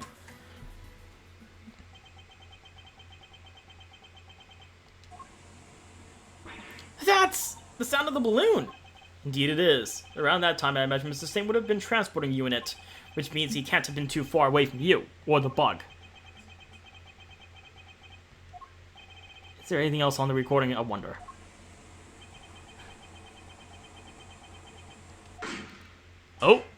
Oh. Wait, that noise. That was a gunshot.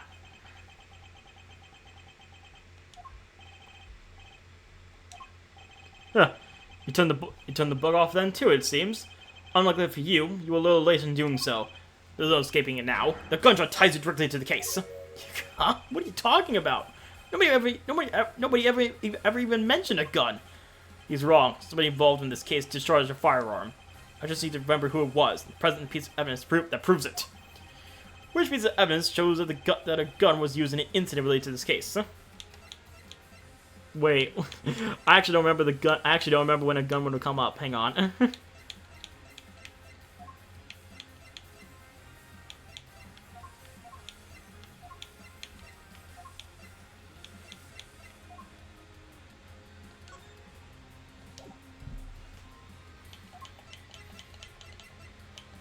Let me double check around. So this case, so probably somewhere around the.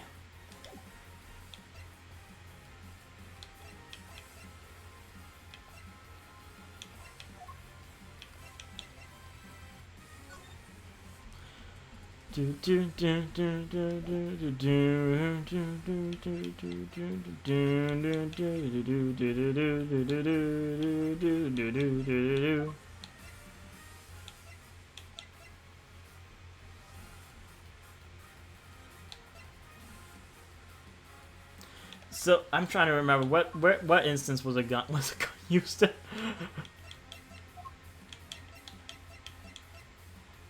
I literally don't remember a gun like showing up at all.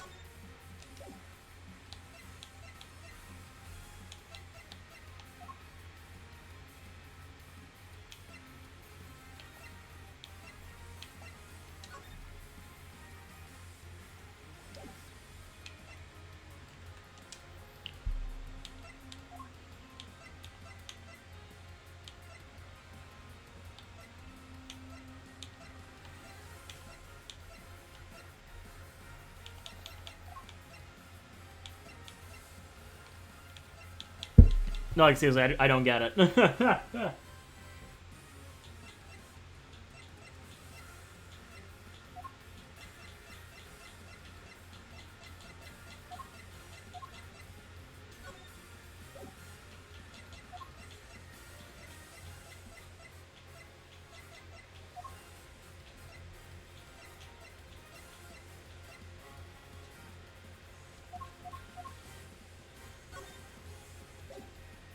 What, did I show the,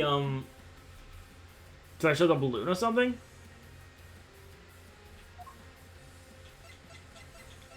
Is it the balloon I show? I don't know. I don't think it's a balloon.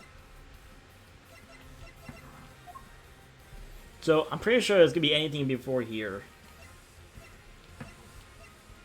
I could try the balloon though. I have more opportunities if that's wrong. At the same time, I really don't know.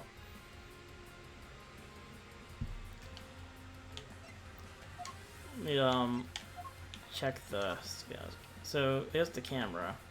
That's all we have though.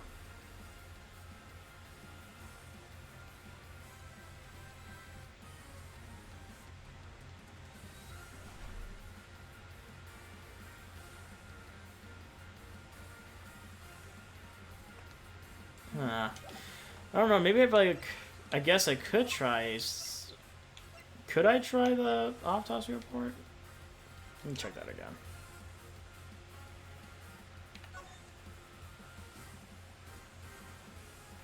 No, if there's a gun there.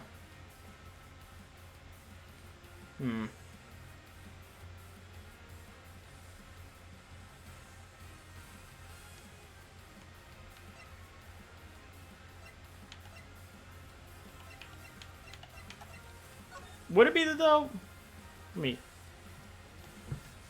Actually, let me think about this. So,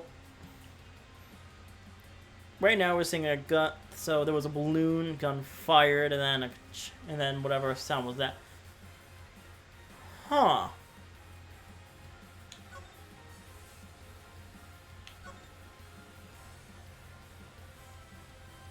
Extreme pressure from. Oh, gunshot! I missed that entirely. Haha. Whoops. It's written right here in the president's autopsy report. Traces of gunshot residue were detected on his hand. Ugh. And where was Kate when the gunshot was recorded? That's right, she was in the balloon being taken by you to the top of the big building. However, the roof wasn't as deserted as you needed to be. Yes, I was there with the president. Wait, not long after we started talking, he noticed something and told me to leave.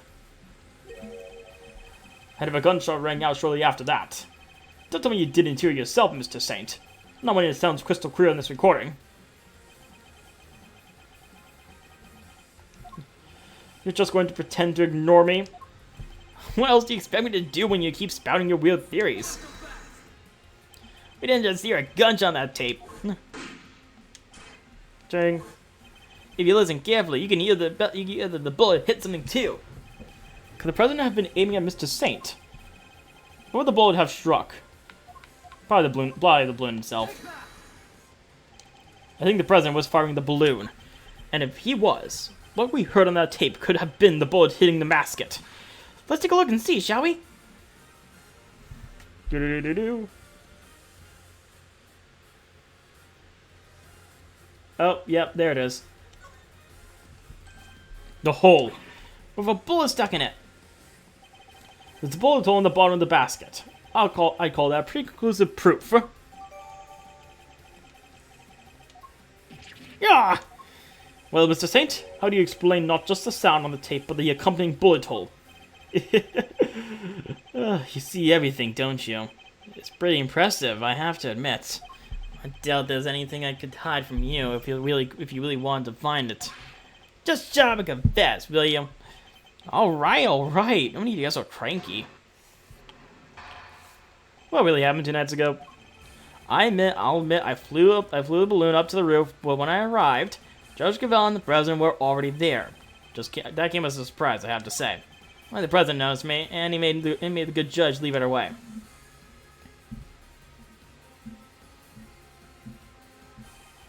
Then he pointed his gun at me and fired. But why was he trying to shoot down the balloon? Oh, that's simple enough. When I arrived, he was just about to murder your friend the judge here. Me? Yeah, you. You told him about Sean. What do you think would happen? Why do you think he met with you in the first place? He thought you were going to expose him as an imposter. Because she knew the truth about Sean's parentage. He was afraid. Ha! Afraid? Yeah, you could say that. Man was a total coward. His hands were shaking so much when he tried to get rid of me, he couldn't even shoot straight.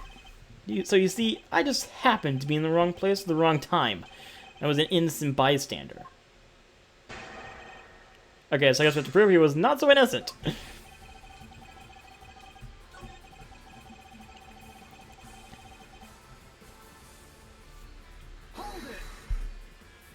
So you didn't expect to find the two of them there? Of course not. Why would I? But it's lucky I got there when I did. We all know what would have happened if I'd been any later. He was just about to try and kill you, Gavel. You really didn't suspect a thing. I'm afraid it not. I had no idea. Maybe you shouldn't have blabbed him about the kid. Did you ever think of that? I was merely trying to. What kind of mother are you? You're lucky he didn't kill you and then go after the boy. I'm your opponent here, not Judge Gavel. Leave her alone and tell us what we need to know. Don't worry, Your Honor. I'll take it from here. I mean your debt, Mr. Edgeworth. As is Sean. I trust that you will look after us both. And I pray that the goddess of justice will watch over us all. Your princess goddess didn't even warn you there was a balloon right behind you.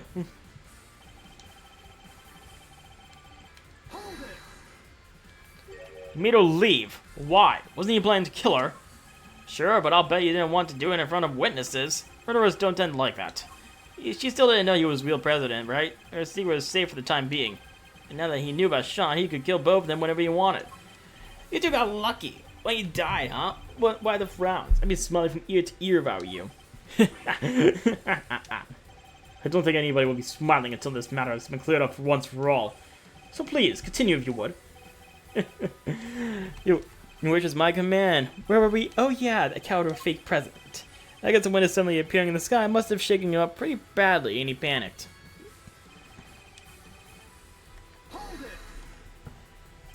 You're lucky the ball was only struck the bottom of the basket. Yeah, I tried to get out there the second he pulled out that gun. Could have had my balloon going pop. But it wasn't a close run thing. So you left right then and there. Of course I did. He was shooting at me. Are you saying there was a problem with that? Does that present a problem? Yes, because he had to drop off K, because he still had to drop off K. What would happen there? In the end, you managed to leave K there up on that rooftop, which means you didn't actually leave the vicinity, did you? Oh yeah, guess I forgot to tell you the next part. After he shot at me, he escaped with the hatch to the 51st floor. I hung around a little longer to make sure he was ghost clear. Then I landed on the roof. Would you mind appending that statement to your testimony? Makes no difference to me. Okay, time to present Lotta Hart's testimony, because of course because I remember she said that the president did not pass through at all. So, yes, I was on the 54th floor storeroom night before last, but she didn't see the president pass through.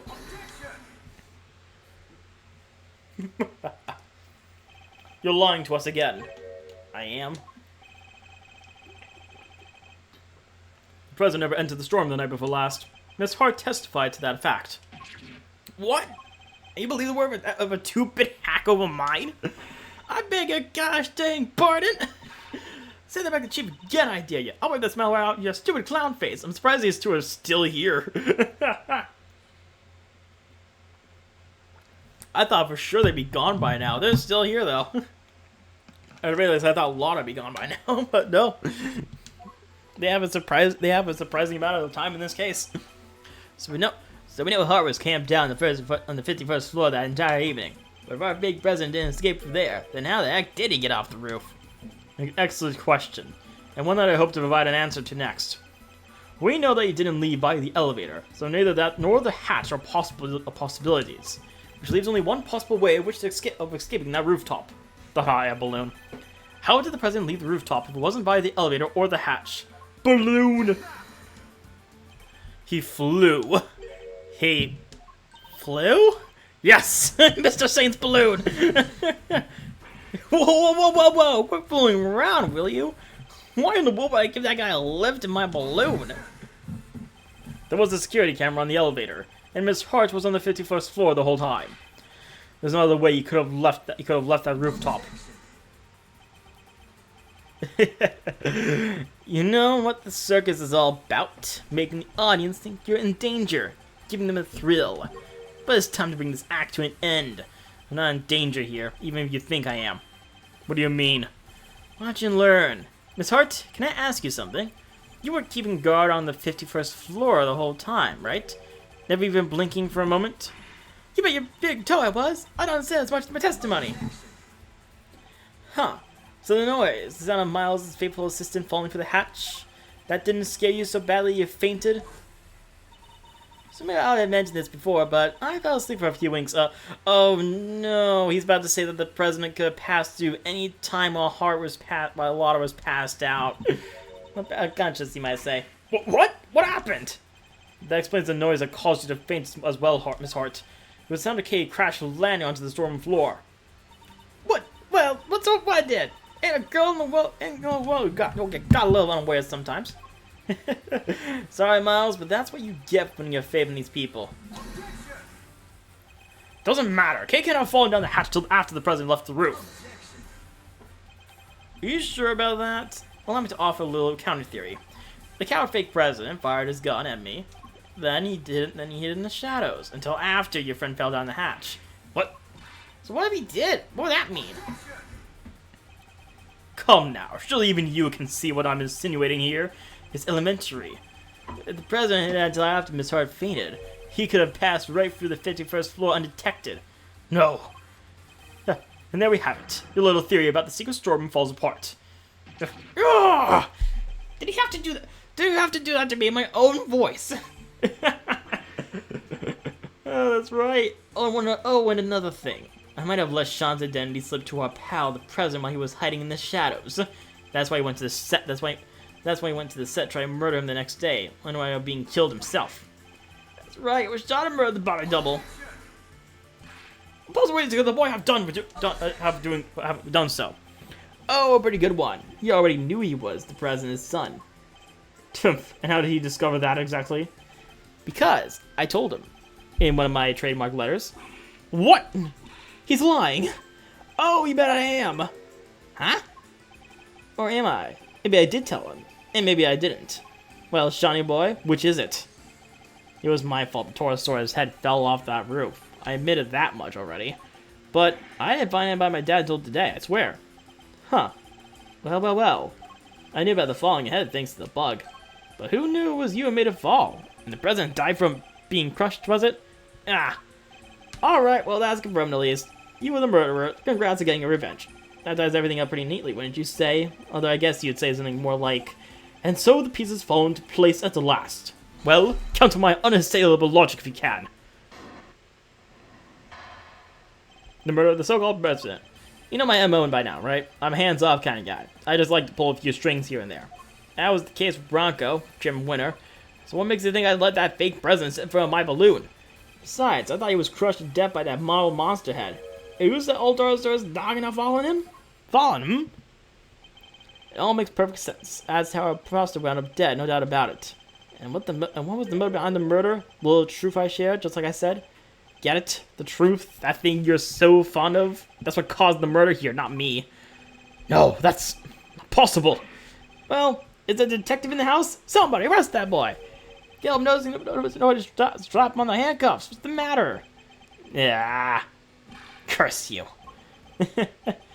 Just as I thought. Admit it, y'all the same. You, Winter, that idiot phony president. You want the real culprit to go free so you can railroad me into a jail cell, don't you? That's the justice you all claim to love so much. You only love when you can twist it to suit your needs. That's not true. Well, if you're not going to make the move, guess I'll have to step outside and speak to an officer myself. Once I tell them the kid here's a murderer, maybe then they'll finally do something. We're not done with your testimony yet, Mr. Saint.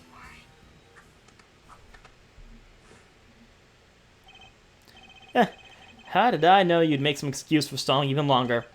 But you still don't have any proof, do you? Or any chance of winning this? Tell me I'm wrong. Yet you still want to prolong any... Okay, so if I'm gonna assume... If we're gonna try to prove... Okay, so I guess, I don't know what we're gonna do. You're like, you don't know what you're doing. Oh, shoot. That's even worse. Ugh, he's not holding back. He's ready to take a sledgehammer to the health bar. What? Did you forget that little Shawnee's life is on the line, too? Hey, Malserino. Take a deep breath for me, would you? Why would I do that, Fender? Because it's times like these you need to kick back, take stock, and be grateful for what you have. The worst of times when lawyers commonly show our biggest smiles, remember? The way in which the president was made his escapes, what you and the laughing boy can't agree on. So how about this for a little thought experiment? What if it's not about whether the big guy in the purple jacket got on that balloon or not, but rather, under what conditions would seemingly have been cool of letting him get on board? A turnabout in thinking. Forgive the interruption, just my 2 cents worth. Or the old man's, I guess I should say. Maybe Gregory's techniques can still prove useful in this crazy modern era. He's right. Under what circumstances could the body double have been allowed on that balloon? He was a physically imposing man, and what's more, he was carrying a gun. Could he have been drugged? No, there were no traces of sedatives found during his autopsy. In which case, surely not. Are you about ready to continue, Miles? And don't forget, this is what we're playing for. Ugh, this is going to be tricky, but I have to tear this testimony down one statement at a time. Games like I like the game gave you 2 warnings that like, hey, this is gonna be a lot more. This is gonna be a lot harsher than before, so watch out.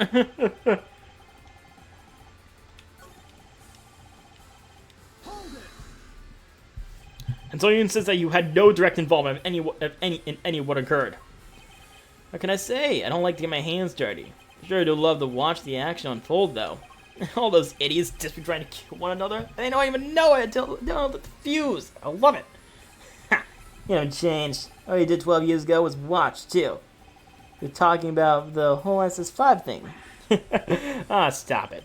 Your poor Papa, scrabbling around for answers and finding nothing. Shucks. What do they call that again? Oh yeah, rank incompetence. Yeah. How dare you! Agent Lang, please! You're the half of it, you damned clown! You followed me in order to close out the case, but not publicly anyway. But it was thanks to his work that we're standing here right now. Sorry to butt in, Miles, but your little pep talk isn't going to magically solve the case. Now, I know you have your theories.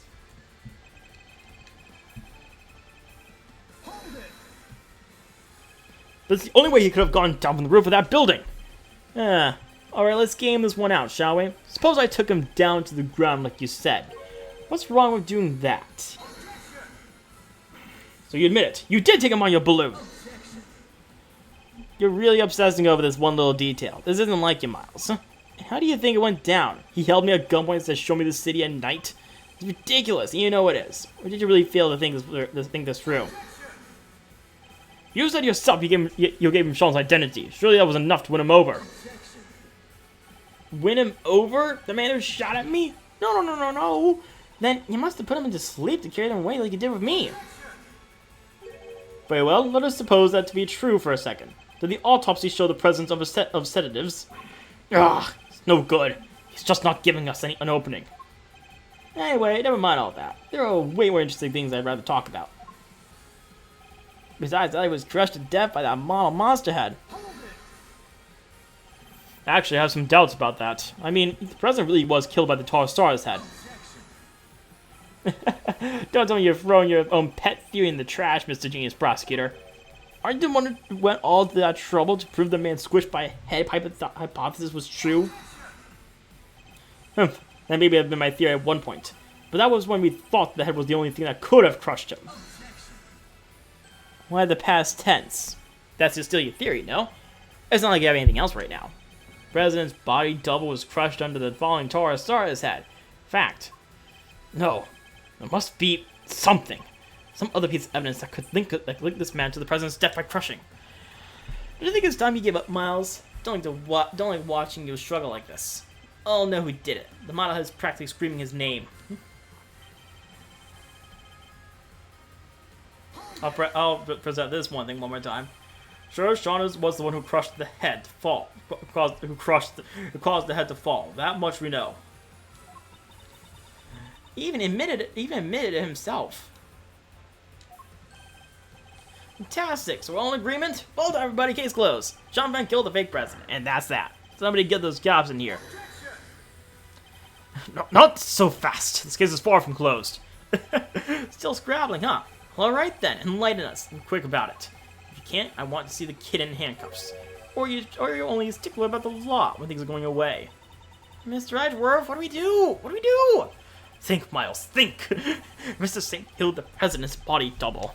It would have well, the two of them were together on the roof. So what would you... Oh, the hot air balloon. I have to present the hot air balloon. I don't know what statement, though. I have to look. Assuming crushed by the Taurus head, then the whole thing becomes Sean's fault, right?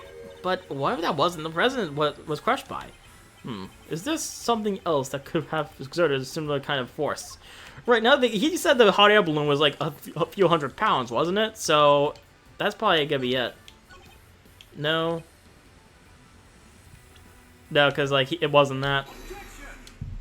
Hot air balloon. On page 5 of evidence, we have a lot of evidence. Sean didn't kill the president. The president was crushed by a monster. What? You didn't really just say that? You? Oh, I get it. He's the kid who can't communicate with giant beasts, right? Did he use his special powers? But the only person to communicate with monsters was you.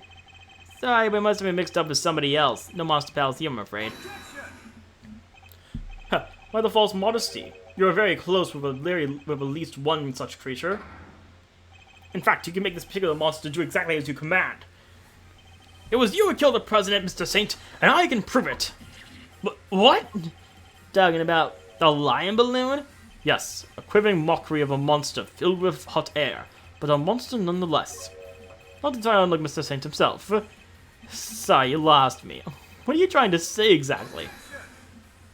You seemed very keen to stick to your story about having manipulated Sean and the president. But no matter how true you may have wanted it to be, that was nothing more than a desperate lie. Even the most skilled animal tamer can't make the dead do his bidding.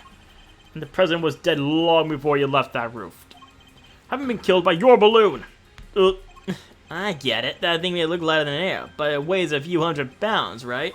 When the president attacked you from the roof. You had to think quickly in order to protect yourself. The method you chose? Landing the balloon right on top of him. Wow. And you didn't think to run? That feels like it would have been a pretty easy... I guess it was a cat. I guess it was a couch. So it probably would have been frozen in fear. You didn't need to let him ride on that balloon, and he didn't need to coerce you into taking him, because what you took away was his dead body. Wait a minute now, Miles. What you're saying is true. The president would have been killed 2 nights ago, which would mean the time of death according to the autopsy was wrong. It would? Wow, you're really losing a touch. Look again, it's written right there. What day is it in game again? I don't know. Time of death, April 5th at approximately 11 p.m. Clear as day. Ugh! April 5th? That was yesterday, which means... Exactly. Exactly. It means he died in Torosaurus to have it off that roof. Yeah. Alright, Sean, it's time to be honest with all. You know it was the right thing to do. Killed his dad, didn't you? You hated him, didn't you? We get it. Who wouldn't? He just left you. What kind of father would do that? No, that's not what happened. I already told you. I didn't know who it was until today. Oh, but you did know. Because I told you myself. Ugh. I think really I've been so wide off the mark. I want to thank you once again, Miles. You hounded Winter and Wilgard until their crimes were finally exposed. By ruining them both, you helped me get my revenge. God, I love this battle as a deduction. The time of death matched up everything else but fit. So, could he possibly have cheated the time of death somehow? Oh, what was the other guy's name again? Carmelo Gusto? Even ran down. Oh. Oh. Oh. Oh. I get it. I get it. I think I get it. Where's the map? Where's the map? The map is around here somewhere. Is that the map? That's not the map. Where's the map of the place? No, seriously, where's the map? Did we lose the map? I think we lost the map. We don't have a map, but didn't like Sean get left behind in a place that could freeze stuff? I think we know what happened. Of course, Gusto, the IS-7 incident. He killed Frost and froze his body in order to conceal it. Mr. Gusto needed to freeze Mr. Frost's body in order to obscure the time of death. If they determined that the murder occurred during afternoon tea, he would have been an obvious suspect. Bingo! Bingo!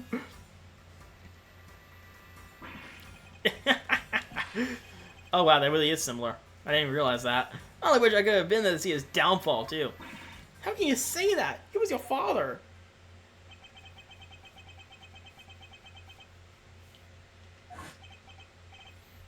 Oh. So Mr. Guard just keeps asking what happened that day. Are you dead? When are you coming to get me? Please! I need you to get me away. I'm Because I broke my promise? Because I didn't show up in time to help you taste your work? He was no father. He left me on my own. What kind of person would do that? We may have shared the same blood, but that's it. Father? What a joke. You may not want to hear this, Mr. Saint, but you share more than blood. Hate him all you like, but you're more like your father than you know. Huh? What's that supposed to mean? Fate can be strange sometimes, but this was no coincidence. You and your father were the same, even in the methods you chose. You deliberately threw off the time of death just as he did.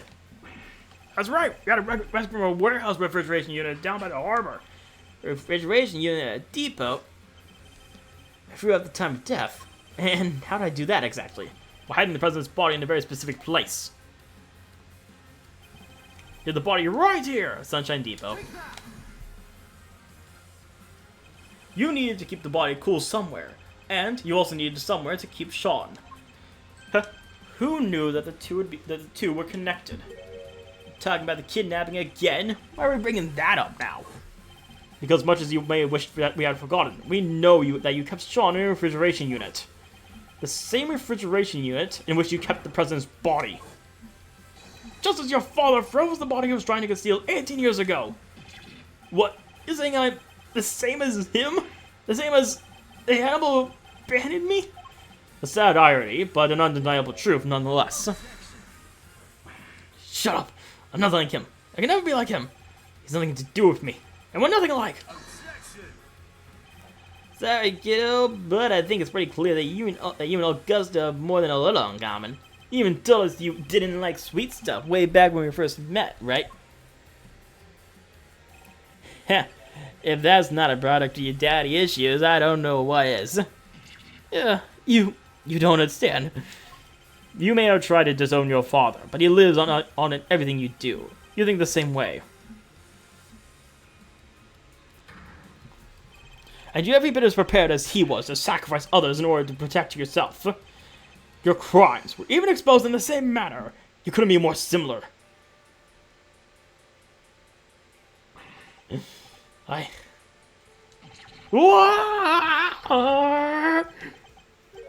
Or should I say, oh, he had a fake breakdown. I don't know anything about a refrigeration unit, and the kidnapping, nothing to do with me. Nonsense! You didn't think a blackmail Judge Cavell. We know for a fact you were involved. You're a real danger to be around, you know that, Miles. What aren't you going to accuse me of? But changes nothing. You still don't have any proof of incitement, of kidnapping, of anything. Oh wait, are you planning on maybe fabricating some? Taking a leaf out of the old winner playbook? Ugh, never. I would never do that. I can't let myself rise to the provocation. What was the line? No matter what happens, we must find the truth. Something like that. Ha! Only when the truth suits you, huh? That's how the law keeps people down, isn't it? And why I had to get my revenge myself. I got away with it. I got away with it all. Lagarde, Whitner, and now you. None of you can touch me. This is bad, Mr. Edgeworth. Isn't there anything we can do? Everything points to this man being our culprit. But we need evidence. Even just one piece. Alright, it's been fun, but it's time we brought this little show to an end, don't you think? Stick around for the main event, though, won't you? I'll let you in for free. If you'll finally admit defeat.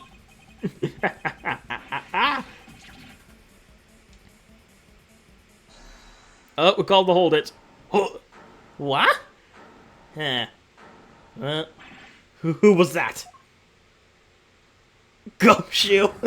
No way. Sorry to keep you waiting, sir. Kill me! Where have you been? Deus Ex Machina coming in. I've been doing my job just like Mr. Edgeworth asked me. And Detective Gumshoe, do you have anything to report? I had them look at a few things real quick, sir. Got the refrigeration unit where the kid was kept. It was registered to the Very Big Circus, just like you said. And there it is, just in the nick of time. Excellent work, Detective. Well, Mr. Saint? Must be some kind of mistake. Why would a circus need a refrigeration unit? A valid question, I suppose, but we're no experts in the circus trade. Perhaps we could ask your department manager for her thoughts on the matter? Well, Miss Barry? We do hire you to store all the food for the animals, but I don't know where it is. I leave all that to Simeon. He's so good at that kind of thing. Ah! You fool! You fool! Yeah, Sammy, you're scaring me. I love that. You fool! It's such a shame rushing to find a solution after the fact so often leads to mistakes. You knew that the body was found in the unit, the suspicion would fall on you. So you panicked and moved to the grounds of the big building instead. Ugh. But you weren't counting on Michonne being found in the unit when you kidnapped him.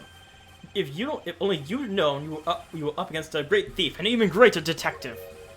Hey. Is everything alright? Looking a little pale. Don't think you've won just yet, Miles.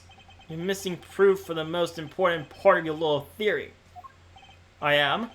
Perhaps you can enlighten us. You don't have any evidence that I crushed the presidential fake over that balloon. And I know you don't, because there isn't any. I'm afraid there is. What? If it's the same murder the victim as we think he did, there should be traces of your misdeed on this piece of evidence. The balloon itself, right? Yeah. Now this is the balloon basket. Should turn up the evidence we need. The balloon again? You already have your bullet hole. What else do you expect? Blood, probably. We expect to find plenty, actually. Isn't that right, Mr. Edgeworth? Is the strip to be found, then he'll find it. Easy here with justice. He sure is. We'll find something for sure. Mr. Edgeworth has gotten out of way tighter spots than this one. What they said. Believe in you, Mouserino. And so is your pop. He's looking down on you right now. I know he is.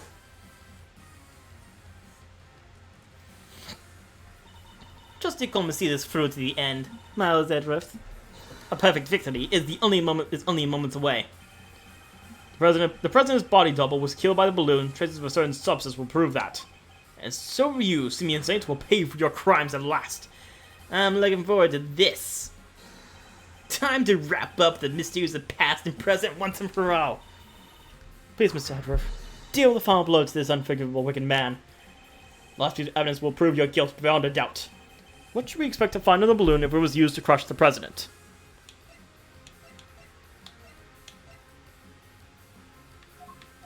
Oh, the line lilies, right? Because wasn't he like? Because the lilies were crushed, right? Because the lilies were from when he got crushed, so the line lilies should actually be on that. I was thinking of blood, but no, that actually makes more sense. When Sean found the president's body, he also found a bouquet of lion lilies. Lion lilies, symbol of the connection between parent and child, a popular flower back in Shangfa. That's your proof? A bunch of flowers that will be rotting in the dump by now? A bunch of flowers that Sean threw away?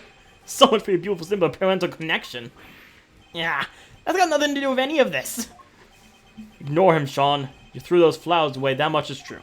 But the bond they represented remains as strong as it ever was. The president held on to them until the last, an act which provided us with our final piece of evidence. What are you talking about? The flowers Sean disposed of had been squashed flat. They must have been crushed by the balloon. If we examine the basket for traces of lion lily pollen, what do you think we might find? No. You don't need to do that. You looked over the basket just now. Anyway, those pollen stuck to it. You would have seen it. Those flowers are bright yellow. Not all evidence is visible to the naked eye, Mr. Saint. Huh? Emma! Yeah? I'd like to call on your scientific skills once again, if you don't mind. Leave it to me. Alright, let's take a look at this balloon basket, shall we? Ah, I got something. Bright yellow pollen, just like you said. It's from the same flowers. It shouldn't be more than a quick test to prove it. What? Yeah, it doesn't really go away that easily. And there we have it. You murdered the president, and this murder you carried out yourself. No, how could this? No! You crushed the president with that balloon. Oof. And you loaded his body onto the basket and took him to the refrigeration unit. But why? Why go to the trouble of removing the body? Because he knew another incident was scheduled to occur that same evening. Oh, Rosie Ringer's murder. Exactly. If he had left the body there, it would have interfered with his other plans. I get it. He couldn't leave the body in the refrigeration unit for too long either, right? Indeed not. So when returning to the big building to drop the body off again the following night, he must have observed the fire Sean caused, and the Taurosaurus had fallen as a result. That's what gave you the idea, wasn't it? To frame Sean for the murder. Yeah. You made it seem as if the falling head was what killed him, so that my son would take the blame. Despicable coward. In order to achieve your aim, you lowered the president's body from the balloon to the lot below. And while he was dangling from the rope you used... I was wondering about that. He was caught on Sean's rehearsal tape. No! How'd you see through it all? How? You manipulated people, and you manipulated this case, just as you manipulate animals on the stage. You thought you were all-powerful, but your reign is at an end. The animals look like they're mad with you, Simeon. Even Money and Ajay. They thought you were their friend, but you're not. Sad and mad all at the same time. Oh boy. Stop it. Don't look at me like that.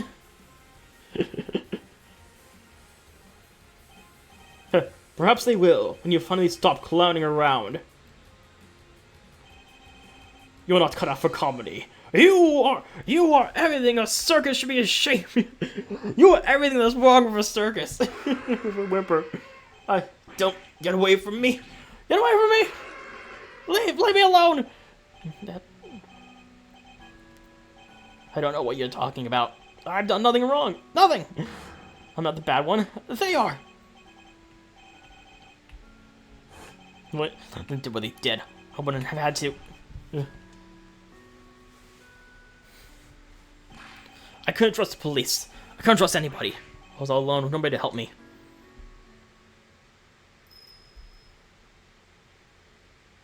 Except one person. But that man, he helped me. Hannes was the only one who ever helped me. So what have I used people? I had to. Is that so wrong? No, leave me alone. Leave me alone. Ow, help, that hurt. Oh my god. Oh my. What? Oh my god. Okay, that's honestly that's officially one of the best breakdowns in the entire series. That's great. Seems the game is up. It seems I'm gonna guess this is Shelly the killer. It seems the game is up at last. Yep. The killer. He's got the only important person that was still unaccounted for here. Mr. Edgeworth, may I be the first to congratulate you. Make this quick. I have to keep swapping out this ice cream because it keeps on melting. You have unmasked the person behind this entire sorry affair. Now, I'm free to... No! Guns are so clumsy, don't you find? I don't have a gun. Please. Not only are you carrying one, you were just about to draw it. He must have stolen it from the president after murdering him. This gentleman betrayed a bond of trust. He knew the so-called president was an imposter, yet he employed me to kill him nonetheless. There's something more dangerous for an assassin than to be lied about the nature of one's target. When one does not know what the cause of one opponent is holding, one can be very unpleasantly surprised. But that was not your true crime. No. Thinking you could deceive me, manipulate me. That is the crime for which you are about to pay. No! Oh! You! It's been a while, the killer. Step aside, Connus. That man is my target. I'd politely ask you call off this particular job. He'll pay for his crimes, but imprisoned, not in the end of your blade. I just realized his thing is the numbers on his thing spells out boss. That's cool. And if I refuse, let us just say that I might not take the loss of the one life that I ever saved too well. You save a life, but it harm Connus, the blind butcher himself. Preposterous, I know. But yes, I, who've taken so many lives, once chose to preserve one, that of an innocent young pup. And he, in his turn, saved mine. Something of a bond formed between us. Laugh all you like. I know I would. But I would respectfully request that you spare him. As one professional to another. I ask you let this particular target live. Very well. The boy must mean a lot to you. Thank you. I'm in your debt. You need not thank me. I simply see little point in the two of us killing one another. Now then, I bid you all good day. Wow, after all that, he got away again. No, get back here! You have my thanks, Mr. Edgeworth. This young pup needed to be shown the error of his ways. And you have done just that. Alright, I suppose we'd better be getting back. Our ironclad enclosure awaits. Doesn't it, Talbot? Yes, it does. Hold it! Oh, hello. You killed my dad, didn't you, old man? I will not lie, I did. My victims deserve to be remembered at the very least. Oh, but I sense a great hatred from you, young turned pup. In that case, Sean, no. You must not falter, little one. Here, you may use my knife. Take it and cut my throat. One short slice is all it takes. I was growing rather tired of carving my little statues anyway. I want revenge. I want it so badly. Sean, don't do it! Oh, please, Sean, beg of you. At least, I did until just now. I would have done anything to make you pay, no matter how long it took. Oh, but you should make those who have wronged you pay. It'll make you feel so good, trust me. All the pain, all the suffering, it all goes away. It drowns it all out, numbs it. Maybe it does. And listening to you, I thought maybe that's what I wanted. Sean! But it's not just about me. Say I get my revenge. How does that help anybody else? If I become a murderer, my mom suffers 10 times more than I ever would. And so would all the people I work with. They're counting on me. And they worry about me. Thoughtful words indeed, little one. Yeah? Well, I get it now. I won't ever forgive you. But I shouldn't be the one who gets to punish you. That's what these guys are for. My mom, Prosecutor, people like that. Sean. Wow! Maybe young Sean, but you're really wiser than I'll ever be. You could at least consider trying to be better yourself, Kay. Pretty well. And I suppose we'll be on our way. With me, young pup. On our way? To where? Where else? To the prison. Our home. Our home?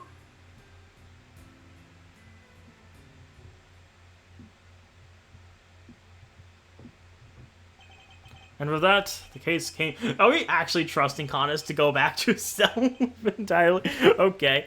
And with that, the case came to an end. The case that dragged so many people into its orbit. But as for me, there was one last thing I had to do. April 8... Oh, 2 days later.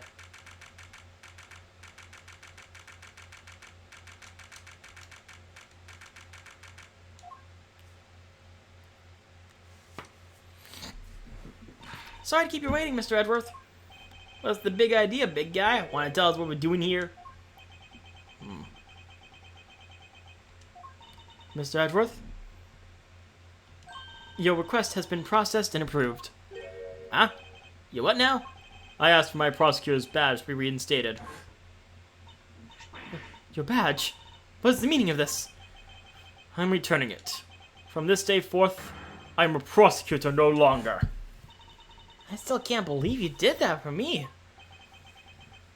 A certain man once said that to be an attorney is to be a defendant's most trusted ally, and that by believing your client, the truth will make itself known. That man's image has been forever burned into my memory. As strong as the vision of my father fighting in the courtroom. Good old Gregory. That's his and my father's path. Mine lies elsewhere. Mr. Edgeworth, my path is that of the prosecutor. It always was. Well, I guess that's that. I'm sorry. Now, I dig it. And besides, I can tell that by that look in your eye that your mind's made up. It is. Alright then. Looks like our work together is diddly done. Just don't come crying to old Eddie if you change your mind. This club's now closed to new members. I understand. Hey, Milester, care to tell me why at least? How come you're so dead set on popping the old prosecutor's hat back on?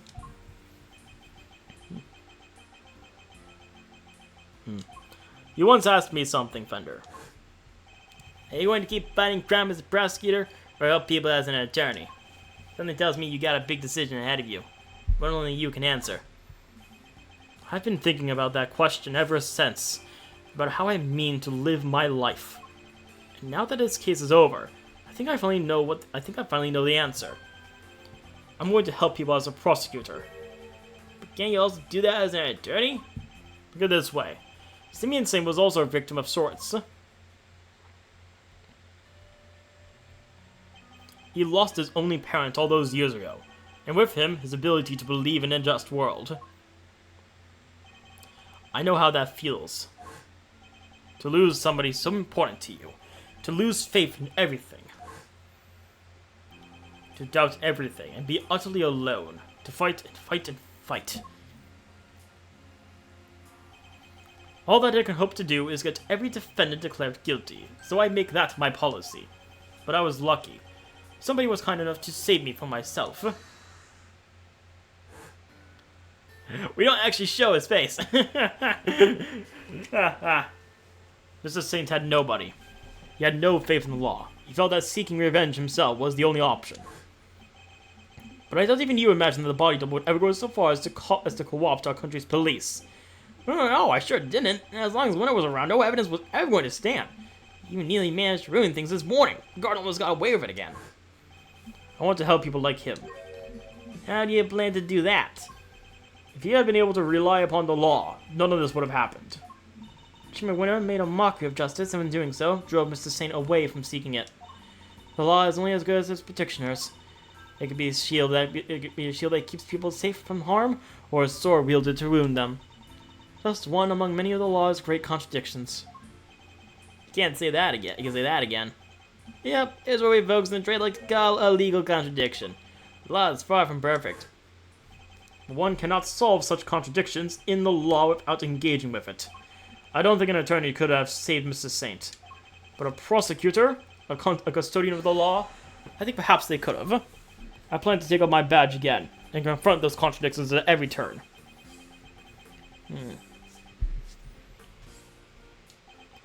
Very mild Sereno. I like it. You know, it will be easy breezing through though, right?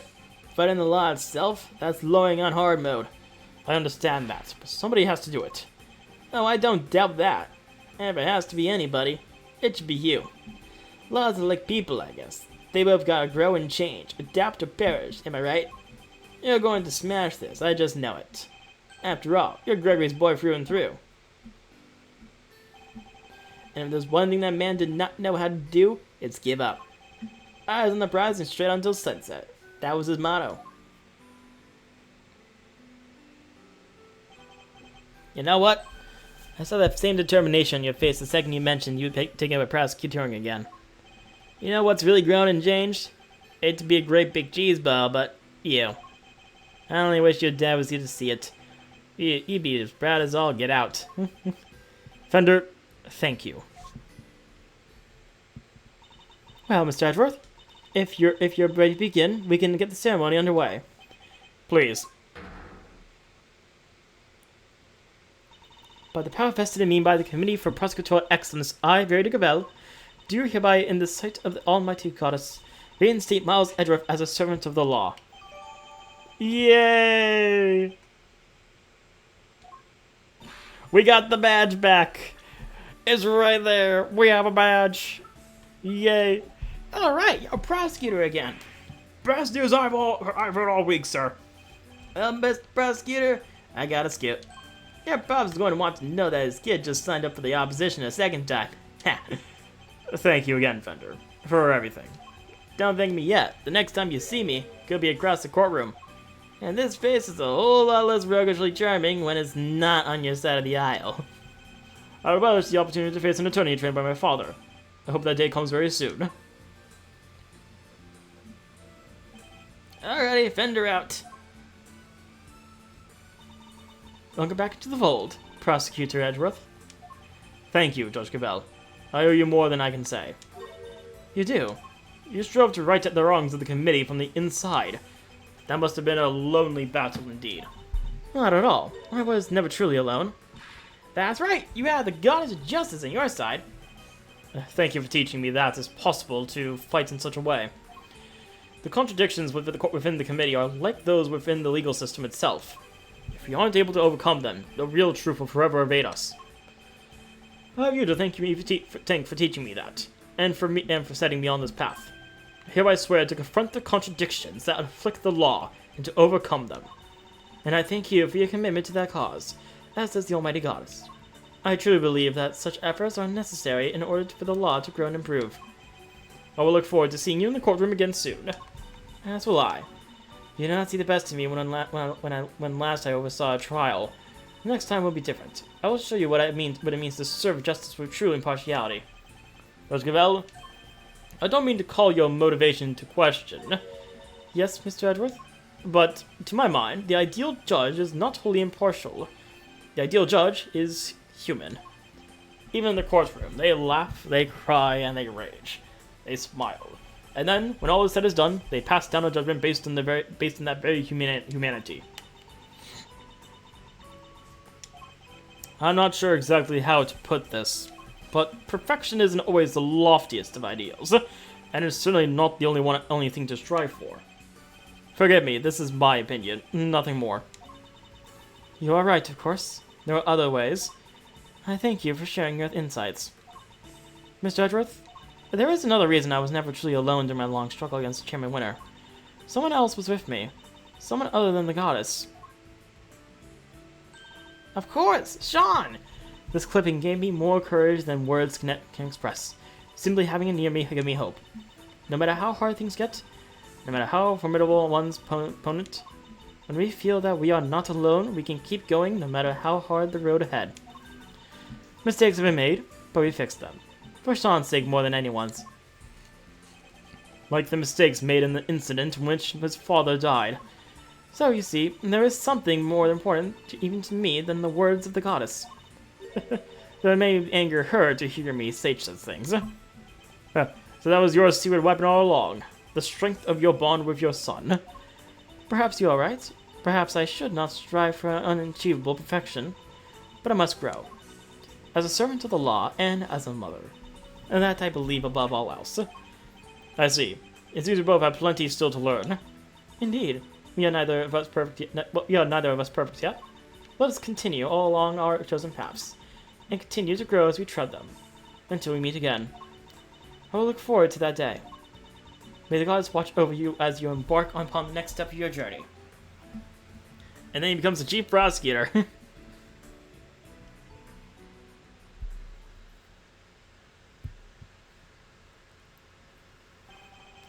I lost the title of prosecutor, but now I have regained it. And in doing so, I have seen a new way forward. A new path of justice. I am determined to follow that path until it finally leads me to the truth. No matter how hard it might be, no matter what obstacles might arise, this text is going fast. Row beside anyone below, for anyone who may be...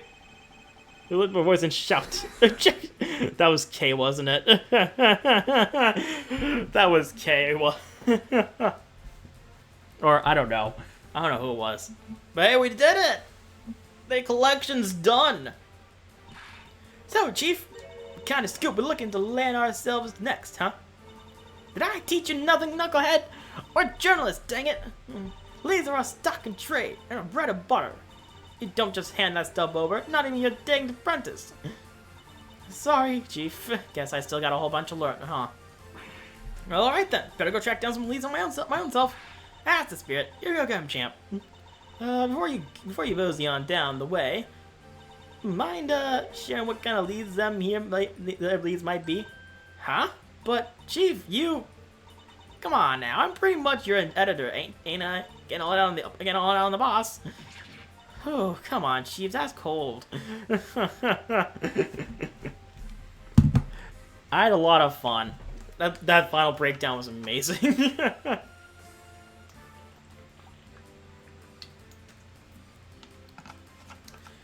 Okay. Oh, still bleeding after all this time, I swear. My arm wound has yet to fully heal even now. The bodyguard who inflicted it was a skillful practitioner indeed. I shan't be forgetting him in a hurry. But never mind that now. Time to return to the life of a simple ice cream seller. Although I have been thinking that perhaps crepes would be more my speed. Well, no rush. I'm sure there will be time before to ponder the matter before my next job comes in.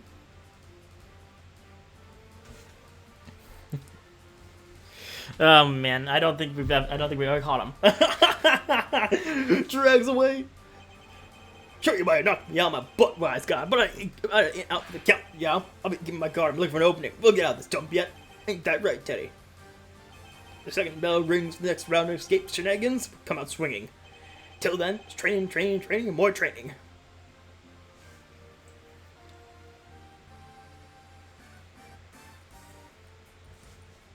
Oh, that's gonna be sought. You want to know if I'm still planning on becoming an animal stylist? Sure, I'm still studying every single day. Still up to my elbows in mud. But I guess it suits me better than being a newspaper salesman. I plan to make it my new career when I finally get out of here. What's that? It's my release. Is my release a few more years away? Yeah, because I helped warden the guard. We are. Why do you think I'm being so nice to these stupid freaking animals? I got my freaking license. I just want to get out of here. Why me? Well, you probably shouldn't have helped.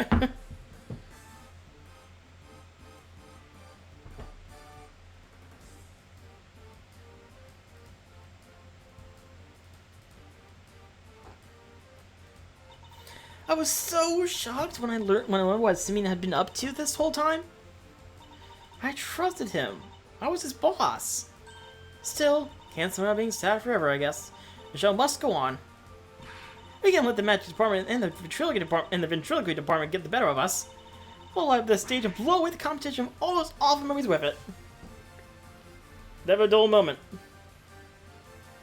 It was a great time. I love playing the games. This second game really had a lot more going for it than the first. Must have gone soft to my old age, haven't I, boy? Yes, I have. 18 years ago, I saved a life, and the troublesome child is still keeping me busy to this day. And now here we are, back in a cage. Well, we'll have company soon at least, won't we, boy? Yes, a friend the Bob. Things certainly won't be dull with him around. No, they won't. You probably won't be able to go as a fixer though, because of they switched sides now. they're singing the old song.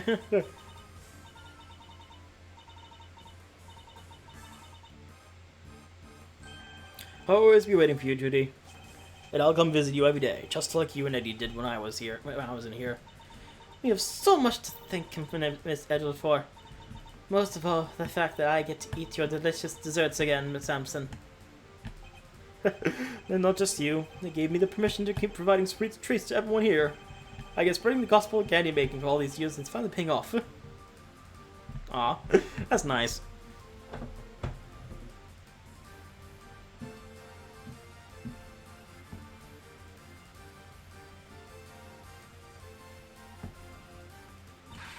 Oh, hello, sweetie. It's fun to see you here. I owe you a good bit thank you, you know. That castle should not still be here. And you're all getting paid like it too, of course. After all, it's thanks to all of you that I can eat some people streets again. And even think they're making a lovely medicine out of them. I'm going to call it Snacker's Delight. It makes your stomach so small you can only eat snacks. So you get skinny as a tent peg and every minute. I'm going to make a fortune.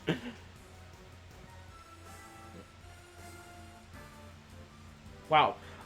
So, overall, this took me 9 hours between all 3 streams. Man, I've done so many beautiful people now and drawn so many beautiful sketches. Who isn't the biggest fan of my new work, though?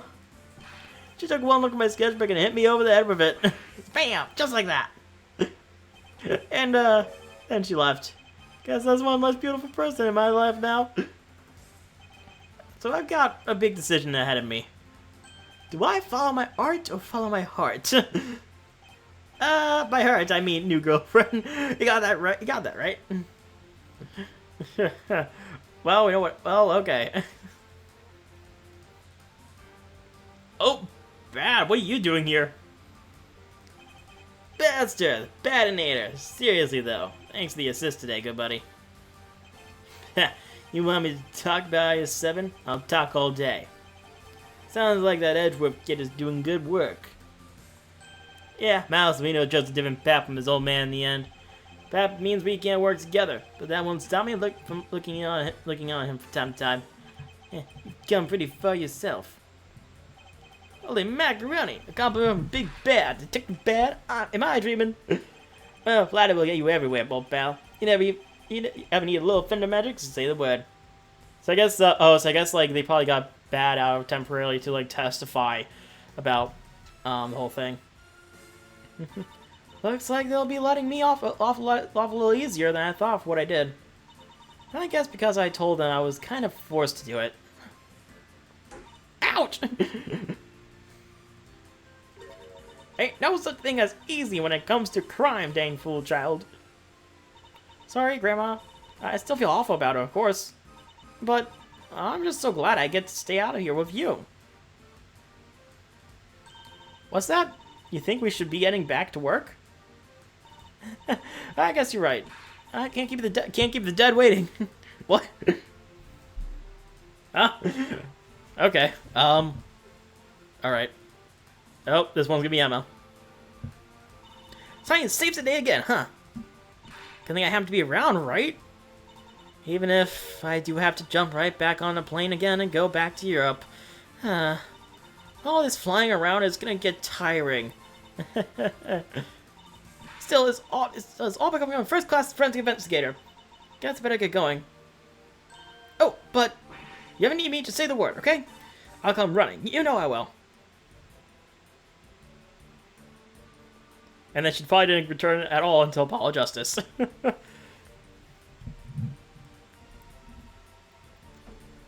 Oh, so Francisca.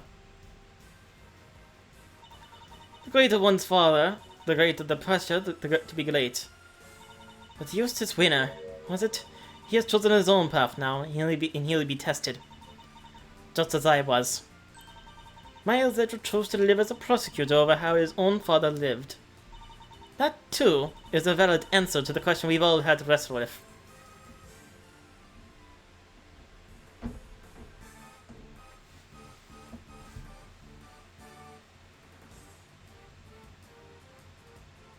Okay, this one's lying.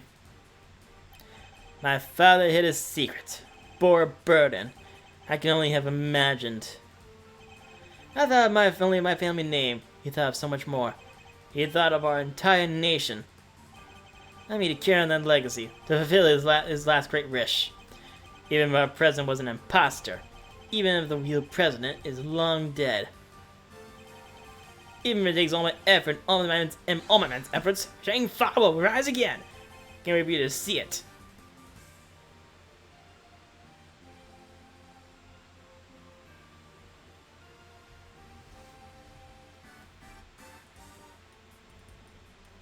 Oh, Eustace.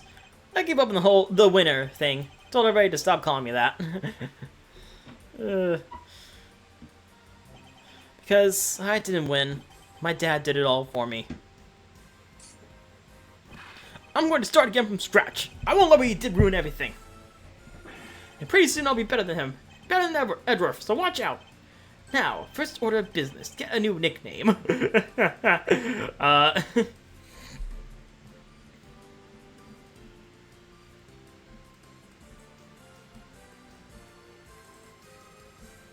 Oh boy. Well, it was eventful to say the least, but we got what we got done. The movie's going down great. I think the murder stories in the gossip magazines might have helped. Big Bad Man emerges from Big Bad Bull. Reveal the true face of the monster J. Perhaps the murder plot. Huh? Wait, this is a picture of you, Mr. Powers. What? But why? Hey, it's not so bad. After all, it'll make people come and see the movie, right? Yeah, I guess. He probably just doesn't want to be accused of murder again.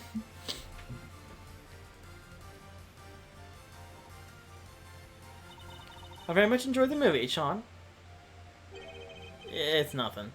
It wasn't even a big part. The boy who befriended both Tarsaurus and Gordy don't come any bigger than that. It was a role you were born to play. You think? It would be cool in the sequel. It'd be cool to be in the sequel, I guess. And kind of like acting. Hey, can we pick something up before we head back? I wanted to get some lion lilies for my dad. Of course, and I will buy some too. Family. Aw. Alright. I think we're almost done now. And here we are. Back again.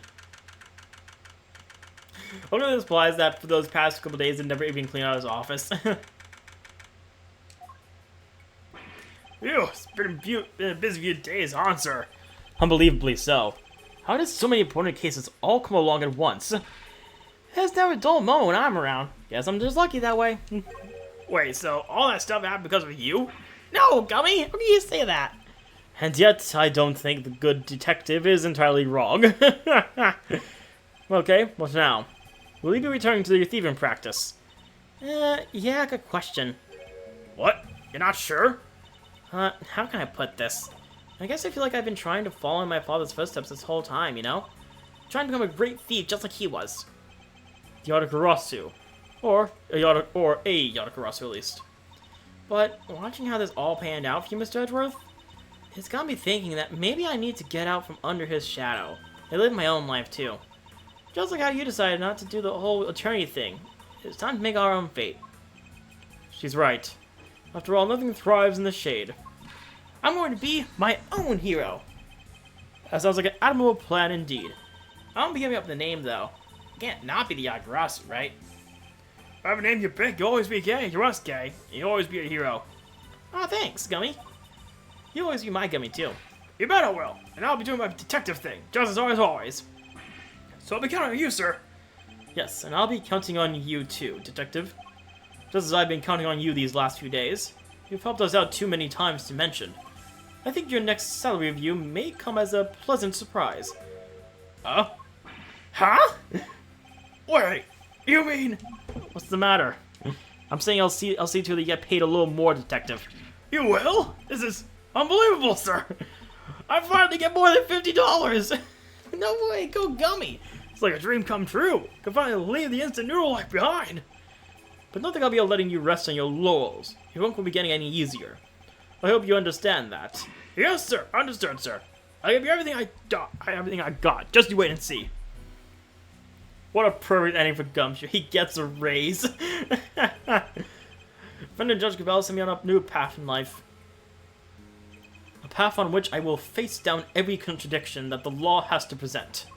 A path that whose end lies the ultimate truth. Can I really do this? I'll need to give it some serious thought. It certainly won't be easy. Nonetheless. Mr. Edgeworth, there is another reason I was never truly alone during my long struggle against my winner. Someone else was with me. Someone other than the goddess. Of course, Sean! This clipping gave me more courage than words can express. Simply having it near gave me hope. When we feel that we are not alone, we can keep going, no matter how hard the road ahead. So that was your secret weapon all along. The strength of your bond with your son. The strength of my bonds. Oh, I almost forgot. What? What is it? I was trying to find other members from my Yatagarasu team, right? I do vaguely remember something about that. I never even found a single one. We were going to be an unstoppable truth in our quest to steal the truth. So much for that little pipe dream. You're kidding, right? You already have a team. A team that can solve any case the world cares to throw it at. Huh? Yeah, I guess I do. The prosecutor, the detective, and the great thief. Between the three of us, we can hunt down the truth. Put it in handcuffs, steal once for all. I can't help feeling a little sorry for the truth in that case. As long as the three of us stick together, we got nothing to fear. Right, Mr. Edgeworth? Indeed. Nothing at all. My father followed his own path, right to the end. And now, I follow a path of my own making, too. I'm not alone. I have some colorful companions to help me. As long as they're beside me, I won't lose my way. It's a new path, and a new me. And I'll be walking it as a prosecutor, not an attorney. My father's path and mine are different. But they're not as separate as they may seem. Though the routes differ, the destination is the same. Because, of course, both end at the truth.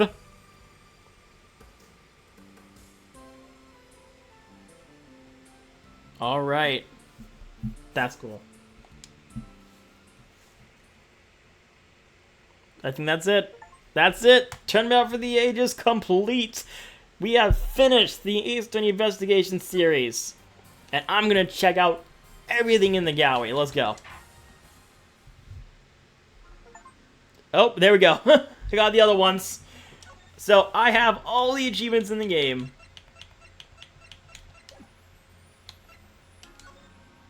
So let's check out the new images.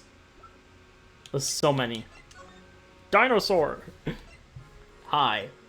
A. Listen, hear me. Picture. Dead. Dead. Tied up. Found him. Oh no. Balloon. Oh. Why is that one? Okay. Picture. Picture. Picture. Oh. Okay, that was very cool. This is a very cool image. Perfect ending. And now for the character compendium, because we now have all the main characters. Go Star of Edgeworth, he has 48. Of course, yeah, walking, running, point, finger tap, point, point, bow. Huh. Wah! Wah! Wah! Oh.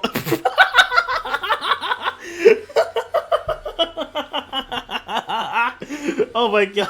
I was like, oh my god, oh my god, oh my god. Dead. And getting up. That was amazing. Kneeling. Phone. Phone. Bows. Unbows. Tea. Drinks tea. Book. Book. Why did you have to run so fast? Now for the competition.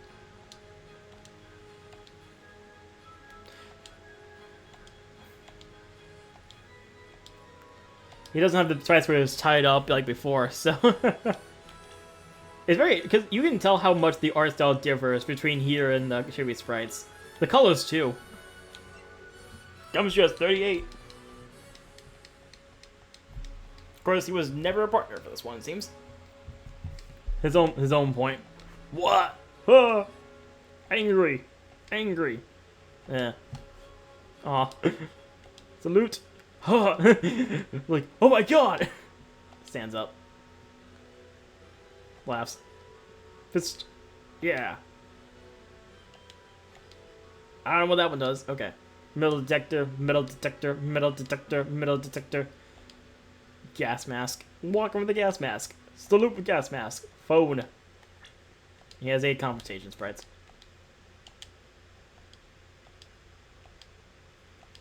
I guess I'll look at K's compensation sprites first.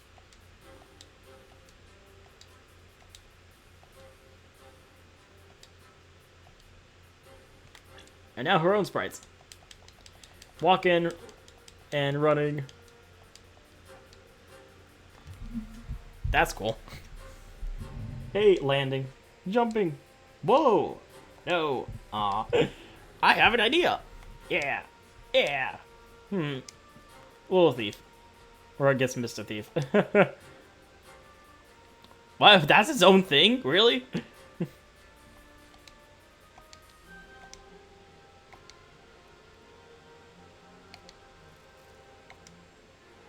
Picture. It's ready to fight, ready to throw hands. Tea. Drinks tea. Just Gavel had 16.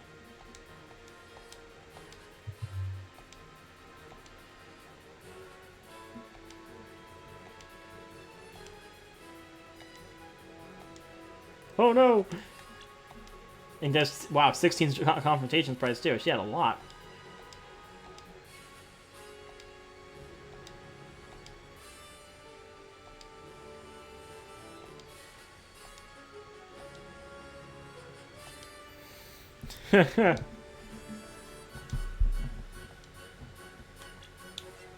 Okay, winner had 15. Oh, yeah, his own run. I didn't realize he had his own running sprite. That's cool. Point. Oh, no. Oh, that's his own phone. What did I do?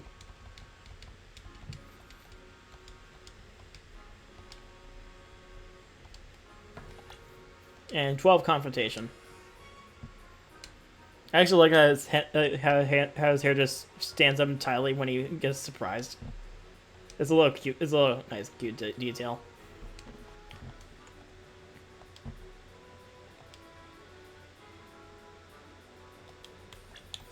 Okay, Fender had 30. Oh, because he was also a partner at one point. Or I guess to some extent.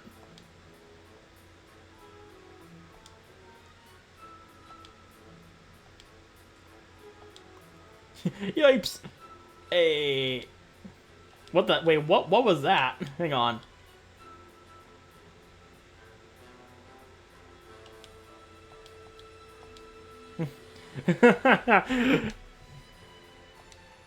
Tea. Drinks tea. That's his own phone. 11 confrontation sprites.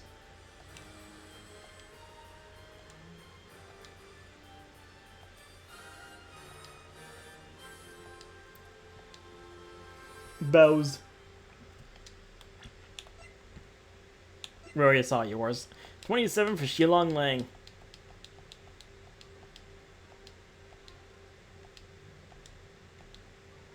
Snap. Ah!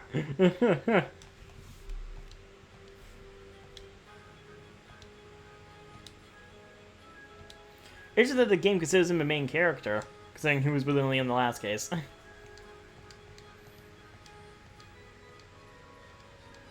Because this is really anything I haven't seen before.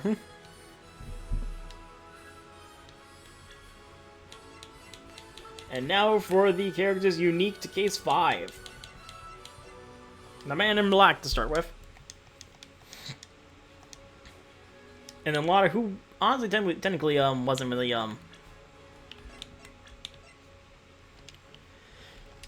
like she was both Case 5 and Case 4. I love this run cycle. I must find my scoops.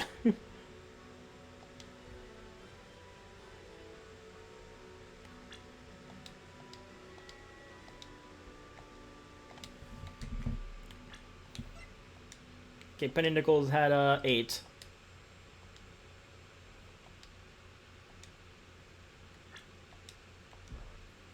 Only 3 confrontation sprites. You got Will Powers. Oh, not that many more additions for Case 5 than I thought. I guess a lot of them were returning characters, so I guess that's fine. Powers only had 5 as well. John had 9 sprites. Well, he's mostly just standing or walking. Or running. That's him just looking down. And he has 7 confrontation sprites. That one I loved. Just him jumping back in shock and setting milk almost out of the backpack. And then Simeon St. True Self. Not many confrontation sprites. And then of course he had 11 for the True Self. Snap. That's him preparing. Get him in working order. Salute. Pig, squirrel, cat, worm.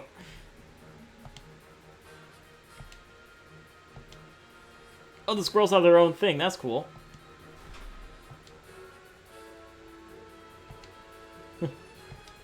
Oh, the breakdown. I love this. Cat, squirrels, gorilla. They actually included the whole thing. There he goes.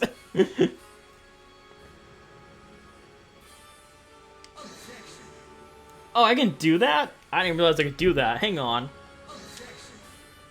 I didn't realize I could do that. Hang on.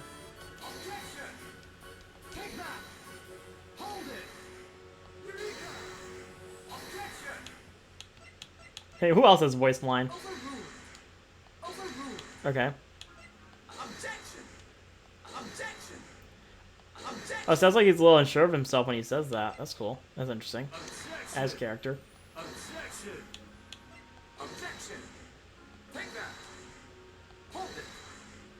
Eureka! Objection! Knuckle back! Knuckle back! Objection! Objection! Anyone else with a voice line? Objection! Objection! Anyone else with a voice line?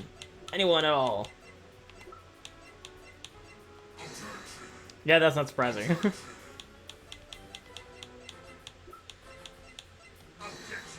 Ah, Objection!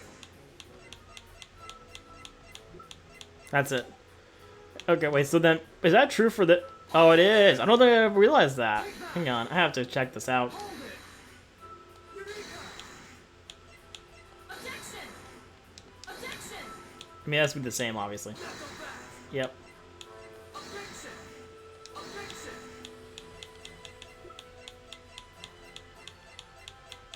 Anyone else? He didn't have a voice line. It's probably the same as before. But yeah. Objection! Yeah, same as before that one as well. Objection! Objection! She did have an objection line.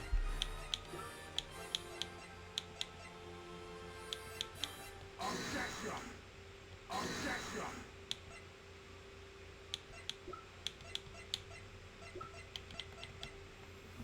That's cool.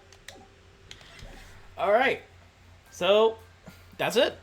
That is all for Ace Attorney Investigations Collection. The game is completely done. I will not be returning to this one because I've done everything I can do in it. So, that is it for this. My next, however, on Thursday, I will be streaming Silk Song, Hollow Knight Silk Song. The new game is coming out in just this week. Very excited for that. Just 3 days. 3 days, actually. Very soon. So, Hollow Knight Silk Song will be the next game I do, and that'll be on Thursday. So I'll see you all then. So of course, you want to be prepared for that, you can follow, of course. And also, these VODs, the VODs for the first game, Ace Investigation Models Edgeworth, is all uploaded now, and starting on Wednesday will be the VODs for this game. So the VODs for this game will start being uploaded on the VOD channel, pretty much on Wednesday. So you can find the link to that in the little area down below the stream here. So until then, I'll see you on Thursday for Silk Song. Goodbye.